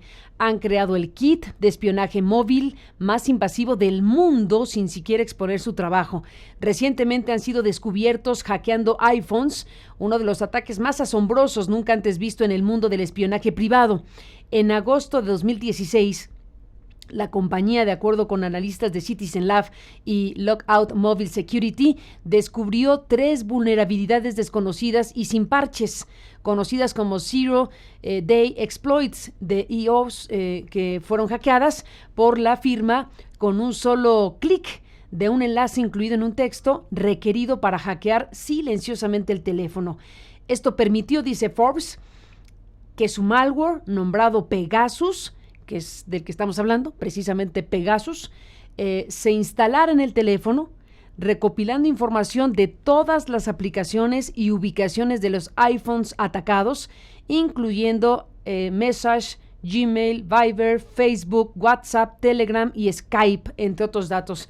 Skype, que nosotros decíamos, no, bueno, vamos a comunicarnos en Skype porque ahí no hay... Pues, bueno, no. Creíamos, ¿no? Creíamos, pero no. Ni en Skype. Así que mis amigos que dicen vamos a comunicarnos en Skype, pues yo creo que vamos a vernos en el parque, ¿no? Mejor sin teléfonos celulares. En fin, esto no lo dice Forbes, esto ya lo agregué yo. Simplemente diría que esto que está describiendo Forbes a través de su reportaje de abril, está hablando de Pegasus, cómo se instala en el teléfono, cómo recopila la información de todas las aplicaciones y ubicaciones de los iPhones atacados, incluyendo contraseñas de redes Wi-Fi.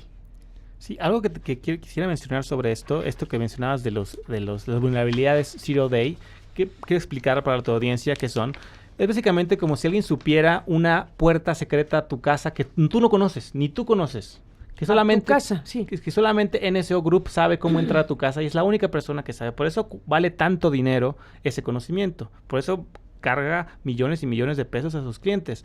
Porque que pagamos con dinero público, que paga el gobierno con dinero público. Exactamente. NSO Group detecta y conoce vulnerabilidades que nadie más conoce, ni siquiera el fabricante del producto. Cabe mencionar, por si alguien todavía tiene dudas de que esto es real, parecería que no, pero es real, quisiéramos que no.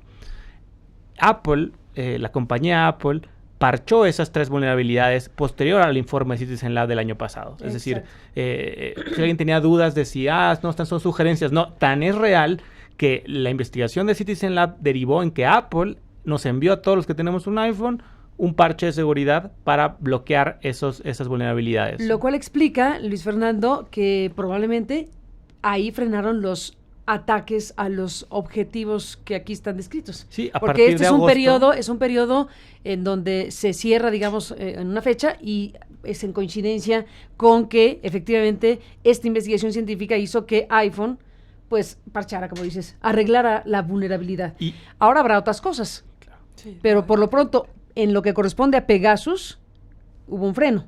Sí, pero yo quisiera también mencionar el problema ético que esto representa, porque el gobierno mexicano está, en lugar de conocer una vulnerabilidad en un equipo y avisar a la empresa fabricante de ese equipo y protegernos a todos, porque estas vulnerabilidades que nadie conoce, esa puerta secreta a nuestra casa, pues no está nada más en tu casa, está en la casa de los millones y millones de iPhones que existen en el mundo. Uh-huh. Y el hecho de que un gobierno utilice las puertas traseras para espiar en lugar de como dicen muchos de estos gobiernos, y México dice están preocupados por la ciberseguridad y por los delincuentes informáticos. El delincuente informático principal en este país se llama el gobierno mexicano. Entonces, cuando escuchamos al gobierno mexicano hablar de su interés y su voluntad política y la amenaza de la ciberdelincuencia, tendría que de nuevo voltearse a ver a sí mismo, porque él es la principal amenaza en Internet, no necesariamente, o como digamos que está de moda, los hackers rusos, etcétera, que también sí existe la ciberdelincuencia, por supuesto, no, pero el hecho de que el gobierno mexicano esté más preocupado en espiar a periodistas, defensores de derechos humanos, que en hacer un trabajo de prevención de ataques cibernéticos, dice mucho también de las prioridades del gobierno mexicano. Totalmente. Carlos Morales de Forbes Digital, ¿cómo cerrarías tu presencia en esta mesa de debate, de discusión y de exposición de esta investigación científica que han hecho estas organizaciones y Citizen Lab? Enfatizando la gravedad del asunto, sin duda alguna, que el gobierno mexicano eche mano de estas herramientas para poder espiar a la población, a los activistas, a los periodistas, es de suma gravedad, y más allá de la violación flagrante a los derechos humanos, me parece que como ciudadanos también estamos en todo nuestro derecho de exigir que se nos rinda cuentas de el uso de recursos financieros que se está haciendo. Una infección de el Pegasus, por ejemplo, puede costar hasta $77,000. Estamos hablando de que cada infección cuesta 1,5 millones de pesos al gobierno. Ese dinero está saliendo pues de recursos federales, de nuestros impuestos. Entonces es grave por donde se vea, pero además creo que el gobierno tiene toda la responsabilidad y tiene que rendir cuentas sobre ello, ¿no? Totalmente, tiene que rendir cuentas sobre ello y pues en eso estamos. Carlos Morales, editor en jefe de Forbes Digital, te aprecio muchísimo que te hayas incorporado a esta mesa de análisis y de debate. Un saludo a Jonathan Torres y a ti y a todo el equipo de Forbes, y seguimos en contacto si nos lo permiten. Buenos días y hasta la próxima. Muchas gracias a ustedes. Muy buen día a todos. Gracias y buenos días. Bueno, a nuestra redacción, Livier, les habíamos pedido a ver si nos echan una mano para que nos actualicen con la conversación que está teniendo lugar en los tweets, en las cuentas de tweet. Creo que es muy interesante seguir de cerca lo que están comentando otros colegas, lo que están comentando otras organizaciones. Es importante seguir de cerca precisamente este panorama. Por ejemplo, vemos aquí el tweet que subió nuestro colega Daniel Izárraga temprano, a las 7:42. Dice: ganamos primera plana en el New York Times. ¿Algo de corrupción? No. Publican cómo nos espía el gobierno de Peña Nieto a periodistas y a activistas. #gobierno espía. Pues sí, ojalá que la publicación de New York Times se dedicara a el trabajo contra la delincuencia y que tuviéramos una presencia en el New York Times por otras razones y no por esta, Ana Cristina. Sí, definitivamente este país no es el país de las buenas noticias. Son pocas las buenas noticias que podemos contar, y una de ellas es que la mala noticia es que siempre tenemos que hablar de impunidad y de corrupción. Siempre tenemos que hablar de cómo la batalla está del lado de los periodistas, de los defensores, de la propia ciudadanía por hacer un país distinto, de una resistencia constante, ¿no? De aquellos que todos los días tratan de informarle a la sociedad sobre lo que está pasando y desgraciadamente están siendo amedrentados. Lamentablemente la información, como dice Lorenzo Meyer, es poder, y el hecho de que sea poder significa que el Estado tiene que controlarla como dé lugar. Y tiene que cambiarse la ecuación. La información es poder, pero esa información es propiedad de la sociedad. Exactamente. Y ese poder debe ser de la sociedad. Exactamente. Y no se le por debe eso regatear. creo que esa resistencia se tiene que convertir ahora en una exigencia de rendición de cuentas. Que ya no podemos permitir pensar que estamos en esta conversación y que todo lo que estamos hablando aquí está siendo escuchado por 1,000 personas. Que a una persona te diga que le pidas al CISEN la minuta de la conversación que tuviste, que ese tipo de cosas no pueden seguir sucediendo, que no las podemos normalizar, que no pueden ser gajes del oficio, que necesitamos pensarlas de manera diferente, y que la sociedad necesita reconocer también que este trabajo que se hace todos los días es para también que haya mayor desarrollo, para que haya para que tengamos más información para tomar decisiones. Al final, los periodistas, los defensores de derechos humanos son las únicas fuentes que generan una contranarrativa al Estado. Y regreso otra vez a lo que decía Lorenzo. En la historia, en la parte de la Guerra Sucia en 1960, la mayoría de las fuentes de información son las fuentes del propio gobierno, que dan cuenta de cómo hacían inteligencia sobre los defensores de derechos humanos, sobre aquellos políticamente críticos. Y hoy lo que tenemos es que quienes pueden generar esta contranarrativa, quienes pueden contradecir la historia que el Estado quiere vendernos, son los periodistas y los defensores. Y por eso es que no nos podemos dar el lujo de que estén espiados, de que dejen de decir lo que están pensando. No, es un panorama muy grave el de los periodistas en México, porque el espionaje, que es el tema principal de esta mañana, pues es una práctica absolutamente ilegal, inaceptable, etcétera. Pero hagamos a un lado el asunto. Estamos hablando de un país donde asesinan periodistas. Estamos hablando de un país en donde asesinan periodistas y no sucede lo que debe suceder. Hay varias maneras de censurar, autocensurar, aniquilar o intentar aniquilar periodistas en México. Es, Luis Fernando, una crisis profunda la que tenemos con el tema. Sí, nosotros lo llevamos diciendo desde hace varios años, meses. La vigilancia en México está absolutamente fuera de control y no debemos aceptar que esto sea normal. No es normal. No es normal que esto suceda en un país democrático, en un Estado democrático de derecho, palabras que vamos a escuchar mucho en Cancún hoy y mañana. Mucho Estado de Derecho. Venezuela, ¿no? Oye, nos vamos a ir contra Venezuela, durísimo. Que ahí hay que seguir de cerca, desde luego, Venezuela, pero el gobierno mexicano va a leerle la cartilla democrática a Venezuela. Pero que nos diga el gobierno mexicano cuántos periodistas han sido asesinados en Venezuela y cuántos periodistas han sido vigilados en Venezuela. Eso es algo que aquí el gobierno tiene que reconocer. No existe hoy por hoy una política tan bien articulada, tan de todas las instituciones del Estado, tan de los 3 poderes de gobierno, que intente restringir los flujos de información con mecanismos tan sofisticados como los que utiliza México a través de este software espía, como el gobierno mexicano. El gobierno mexicano es el que más gasta, de acuerdo a las revelaciones que se tienen, para este tipo de software, y entonces el gobierno mexicano tiene que responder frente a todas las entidades gubernamentales de los diferentes países de la OEA, cómo es que está pensando en la garantía de la libertad de expresión y en la garantía de la libertad de información de la sociedad.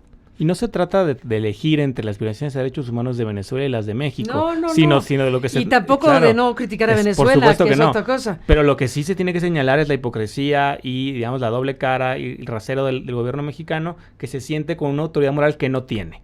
Que claramente de manera a pulso se ha ganado la ausencia de credibilidad y, digamos, si sigue creyendo el gobierno que su problema es de percepción, pues no vamos a poder avanzar mucho. Pero también sepamos, y no quiero ser como demasiado pesimista en ese sentido, pues que este gobierno ya se va, ¿no? Y el caso de Martinelli, por ejemplo, Martinelli fue investigado cuando él dejó el poder. Que quienes son responsables de estos casos, hechos denunciados, pues no siempre van a tener las instituciones de su lado, y creo que está en manos de la sociedad civil, los periodistas, la sociedad en general, que empujemos por construir en este país los mecanismos que hagan que quien la haga, la pague. Y hoy hemos demostrado que la hicieron. Vamos a seguir trabajando para que la paguen. Pues nos despedimos de esta conversación, de esta mesa, pues solamente dando seguimiento a algunos de los mensajes que estamos viendo en las cuentas de Twitter, ¿no? Lo que está haciendo una conversación activa de periodistas, de defensores, de gente que está viendo en este caso y en este tema un asunto de preocupación importante. Alfredo Lecona dice: a la corrupción y la crisis de derechos humanos, #gobierno espía, responde con más violaciones a derechos humanos y corrupción. Hay una nota de Arancha Abel Obrindis que dice: quiero ver cómo México se atreve a criticar a Venezuela en la OEA, mientras acá tenemos un #gobierno espía de sus periodistas y activistas. Julio César Martínez dice: al puro estilo de las dictaduras. Pues sí, al puro estilo de las dictaduras. Este es un tema de dictadura. En México, una práctica así, pues es propia de un gobierno autoritario, por decirlo suavecito. Al más puro estilo de las dictaduras, el #gobierno espía, como si no fuera suficiente con la corrupción y violencia en la que nos tienen hundidos. Sofía Robina: el gobierno, el acusado de corrupción, de no investigar, de la crisis de derechos humanos y el de agresiones a periodistas, además es #gobierno espía. Iván, de Protoplasmatic, dice: así la democracia. Gobierno habría espiado a Aristegui Online e hijo de entonces 16 y a Carlos Loret. Jorge Ramos, nuestro colega periodista de Univisión, ha tomado este tema desde temprano, ha emitido varios mensajes en su cuenta de Twitter, por ejemplo este que dice: esta nota sobre periodistas espiados por @EPN debería estarse discutiendo en todos los noticieros de esta mañana de México. ¿No es así? Pues no sé, ¿qué creen? ¿Será tema de los noticieros de México? No porque lo hayamos dicho en este espacio que pueden no pelarlo, pero el de New York Times sí tendría que Yo creo que sí atenderlo. debería de ser, porque la realidad es que esto no exime nada más a los críticos. También tiene que ver con aquellas personas que pueden estar alineadas al gobierno y que al final tienen que mantenerse alineadas, y la información privada es una forma muy fácil para mantener a una persona alineada. Alineada, totalmente, es terrible. ¿No? Y eso es algo No, pues es autocensura, limitación. O sea, imagínate que digan: se van a enterar que yo hice tal, y entonces si hay alguna conducta que no sea explicable socialmente, pues desde luego que esos periodistas dirán: mejor me callo. Y ahí empieza a activarse. ¿Para qué hacen esto? Para que la gente se sienta miedosa, intimidada, aterrorizada si las conductas de uno son muy graves y prefiera no hablar. Ya déjate tú investigar, ya déjate tú publicar, no hablar.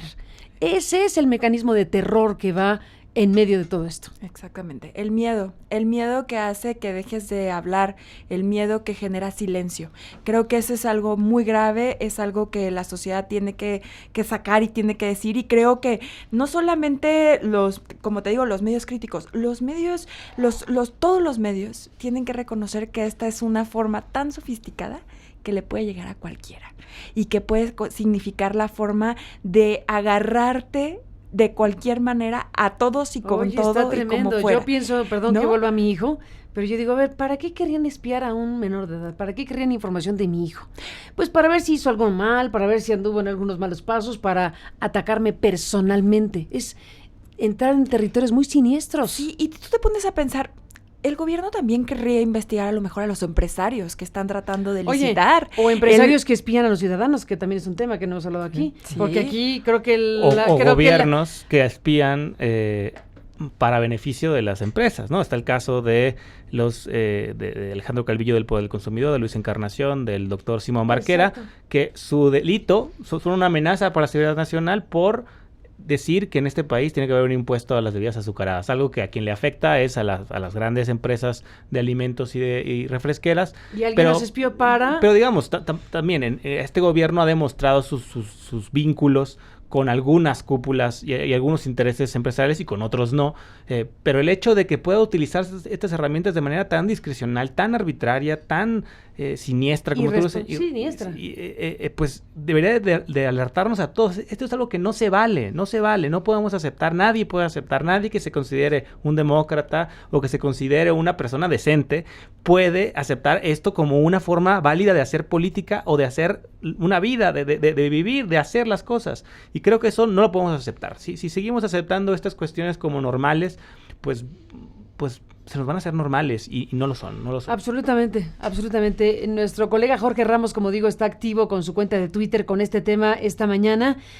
Otros mensajes que ha subido, dice Jorge Ramos de Univisión: espero que alguien dé la cara en el gobierno de @EPN y que no envíe a nadie más a explicar.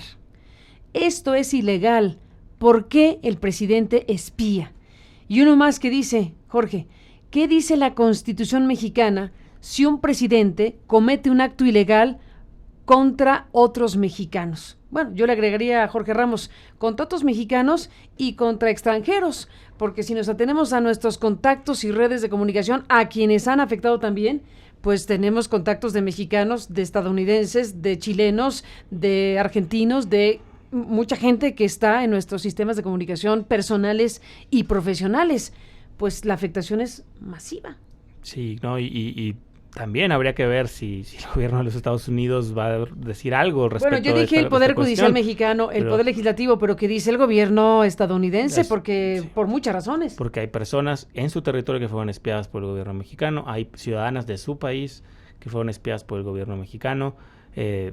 Mexicanos en Estados Unidos. Entonces creo que también se suplanta la identidad del gobierno de los Estados Unidos, de la embajada de los Estados Unidos, porque a ti y a Carlos Loret se le envía un mensaje diciendo hay un problema con tu visa y necesitas darle clic aquí para ver qué pasó.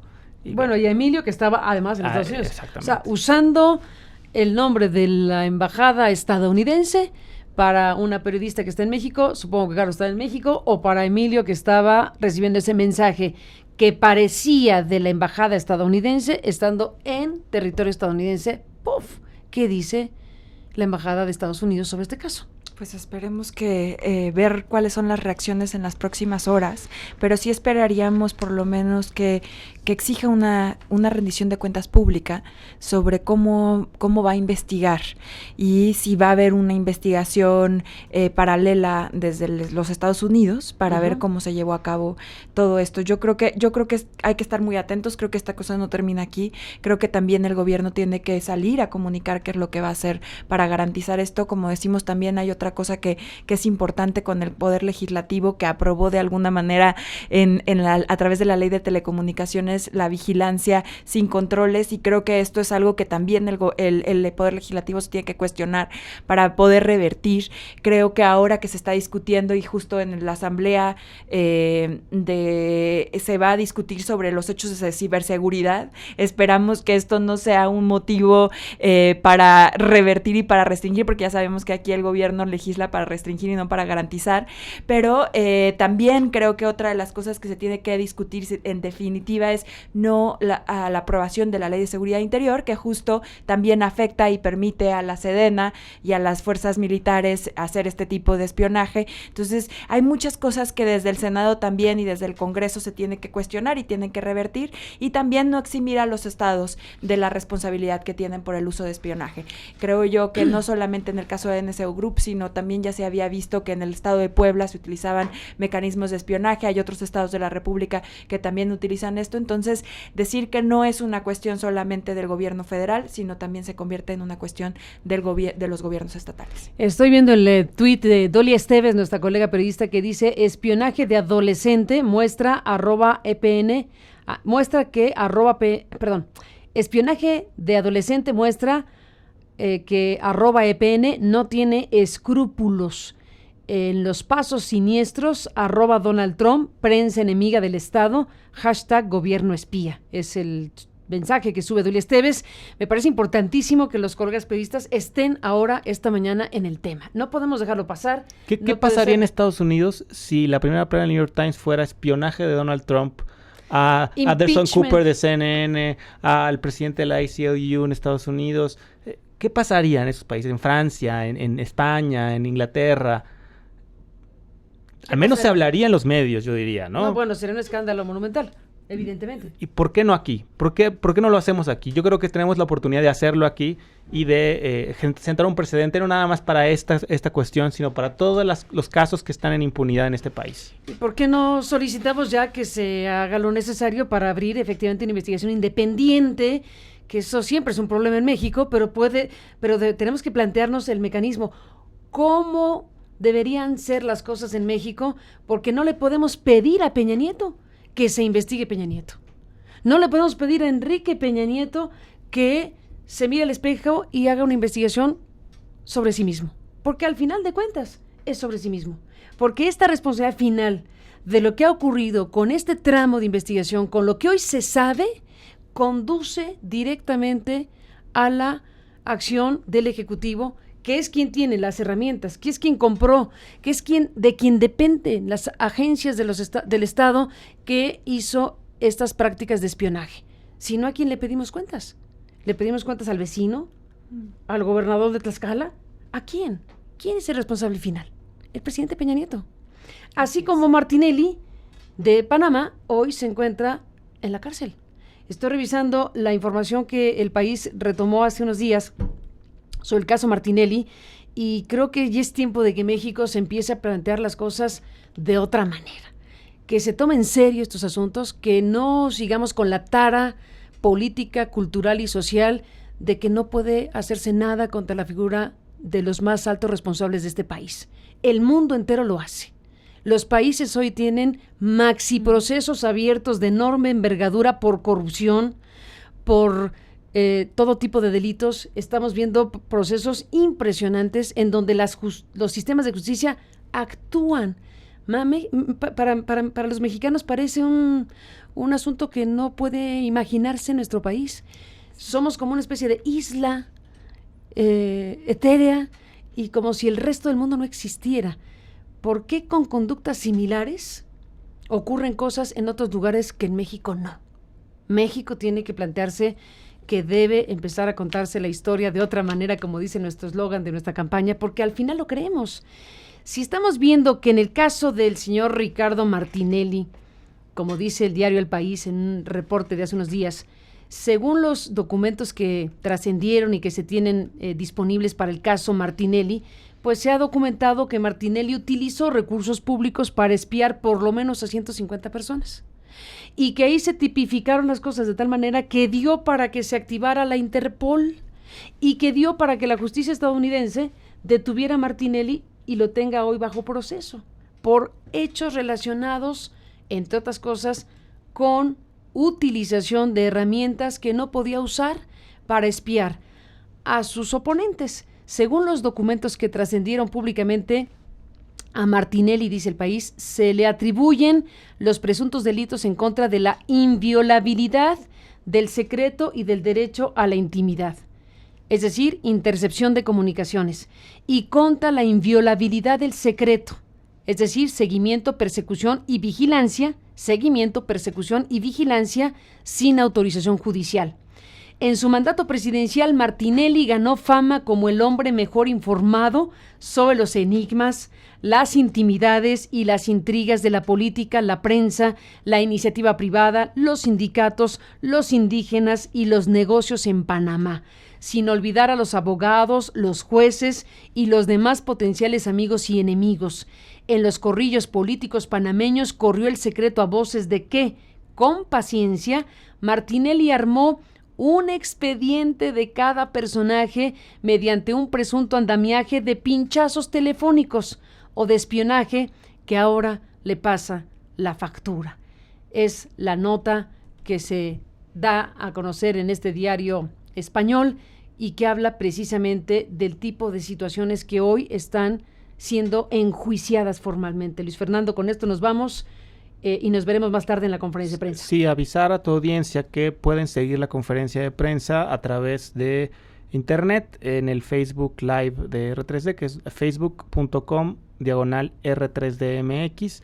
Ahí van a poder seguir la transmisión de la conferencia, y también hay otras personas que van a retransmitir esa transmisión. Sé que Al Jazeera Plus también lo hará, que dosnaciones.tv también lo hará.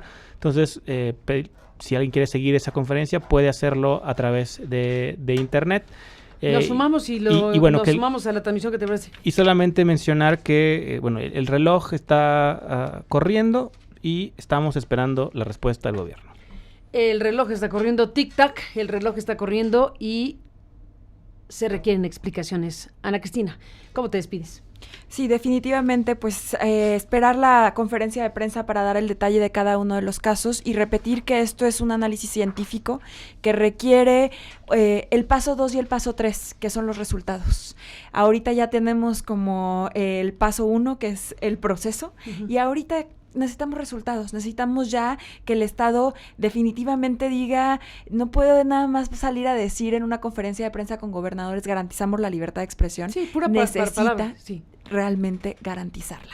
¿Y cómo garantizarla? Con resultados, combatiendo la impunidad, con que haya consecuencias para quienes están cometiendo este tipo de delitos, este tipo de abusos. Totalmente de acuerdo. Pues estamos con ustedes en unos momentos más. Bueno, estaremos con ustedes a la 1:00 p.m, dijimos en el Fiesta Americana. Aquí es donde se ha convocado la prensa para el que quiera acudir a esta presentación. Pues hablaremos de ello, ¿no? Estaremos acompañándolos a ustedes, que son los responsables de la investigación, los que han hecho esta tarea tan importante en términos de investigación científica. Entonces, bueno, pues estaremos junto con ustedes, junto con los representantes de esta organización canadiense. Estamos junto con Artículo 19, R3D, que son este centro también de investigación Social TIC, y con Citizen Lab en la Universidad de Toronto, con los afectados, digámoslo así. No sé si estaremos todos, pero yo estaré ahí desde luego para presentarme junto con ustedes, para seguir hablando del tema, porque al final de cuentas esto debe tener una repercusión mucho más amplia que solamente contarlo una buena mañana como esta. Es un tema que debe pues significar cosas, porque es un elemento que no todos los días se tiene en la mano, que es la demostración científica.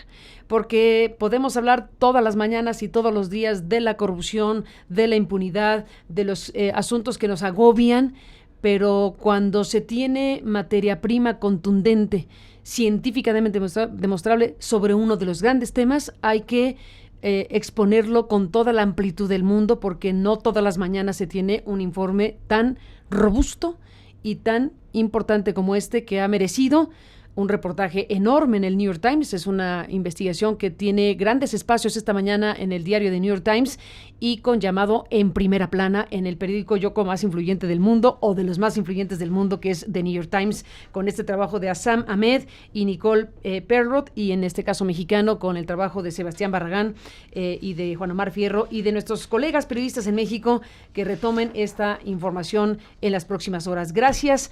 No nos despedimos del todo. A los dos, gracias y un abrazo. Gracias a ti, Carmen. Gracias a los dos. Para irnos una breve pausa, entrar en la parte final de este programa con otros temas importantes. Por cierto, tenemos varios temas importantes que en un momento más le informaremos, pero me voy a la pequeña pausa comentando algunos tweets. Es importante el pulso de la conversación sobre el tema de hashtag gobierno espía. Dice Vidal Llerenas, el gobierno puede espiar a gente como @aristeguionline o @JEP Pardinas porque tiene una partida de seguridad que nadie fiscaliza, que es lo que ustedes plantean. Dolores Padierna dice, hashtag gobierno espía es una franca violación a las leyes y a la hashtag constitución.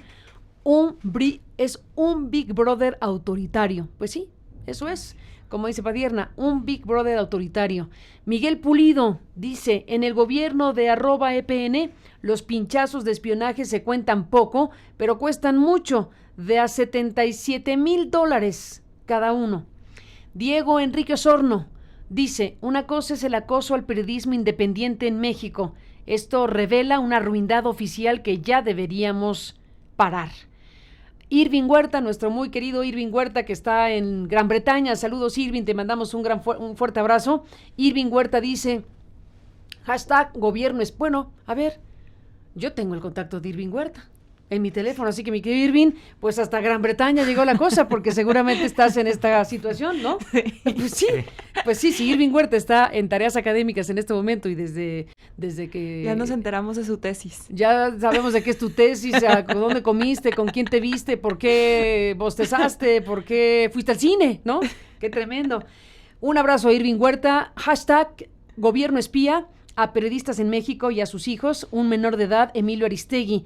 Es siniestro e inaceptable. El absurdo, dice Irving.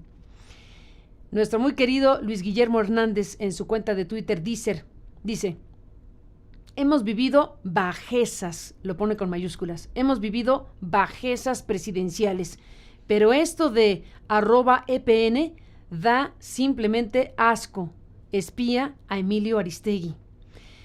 Patricio Monero, un abrazo a Patricio. El gobierno de @EPN espía a los periodistas exclusivamente cuando están vivos. Una vez que los asesinan, dejan de investigar.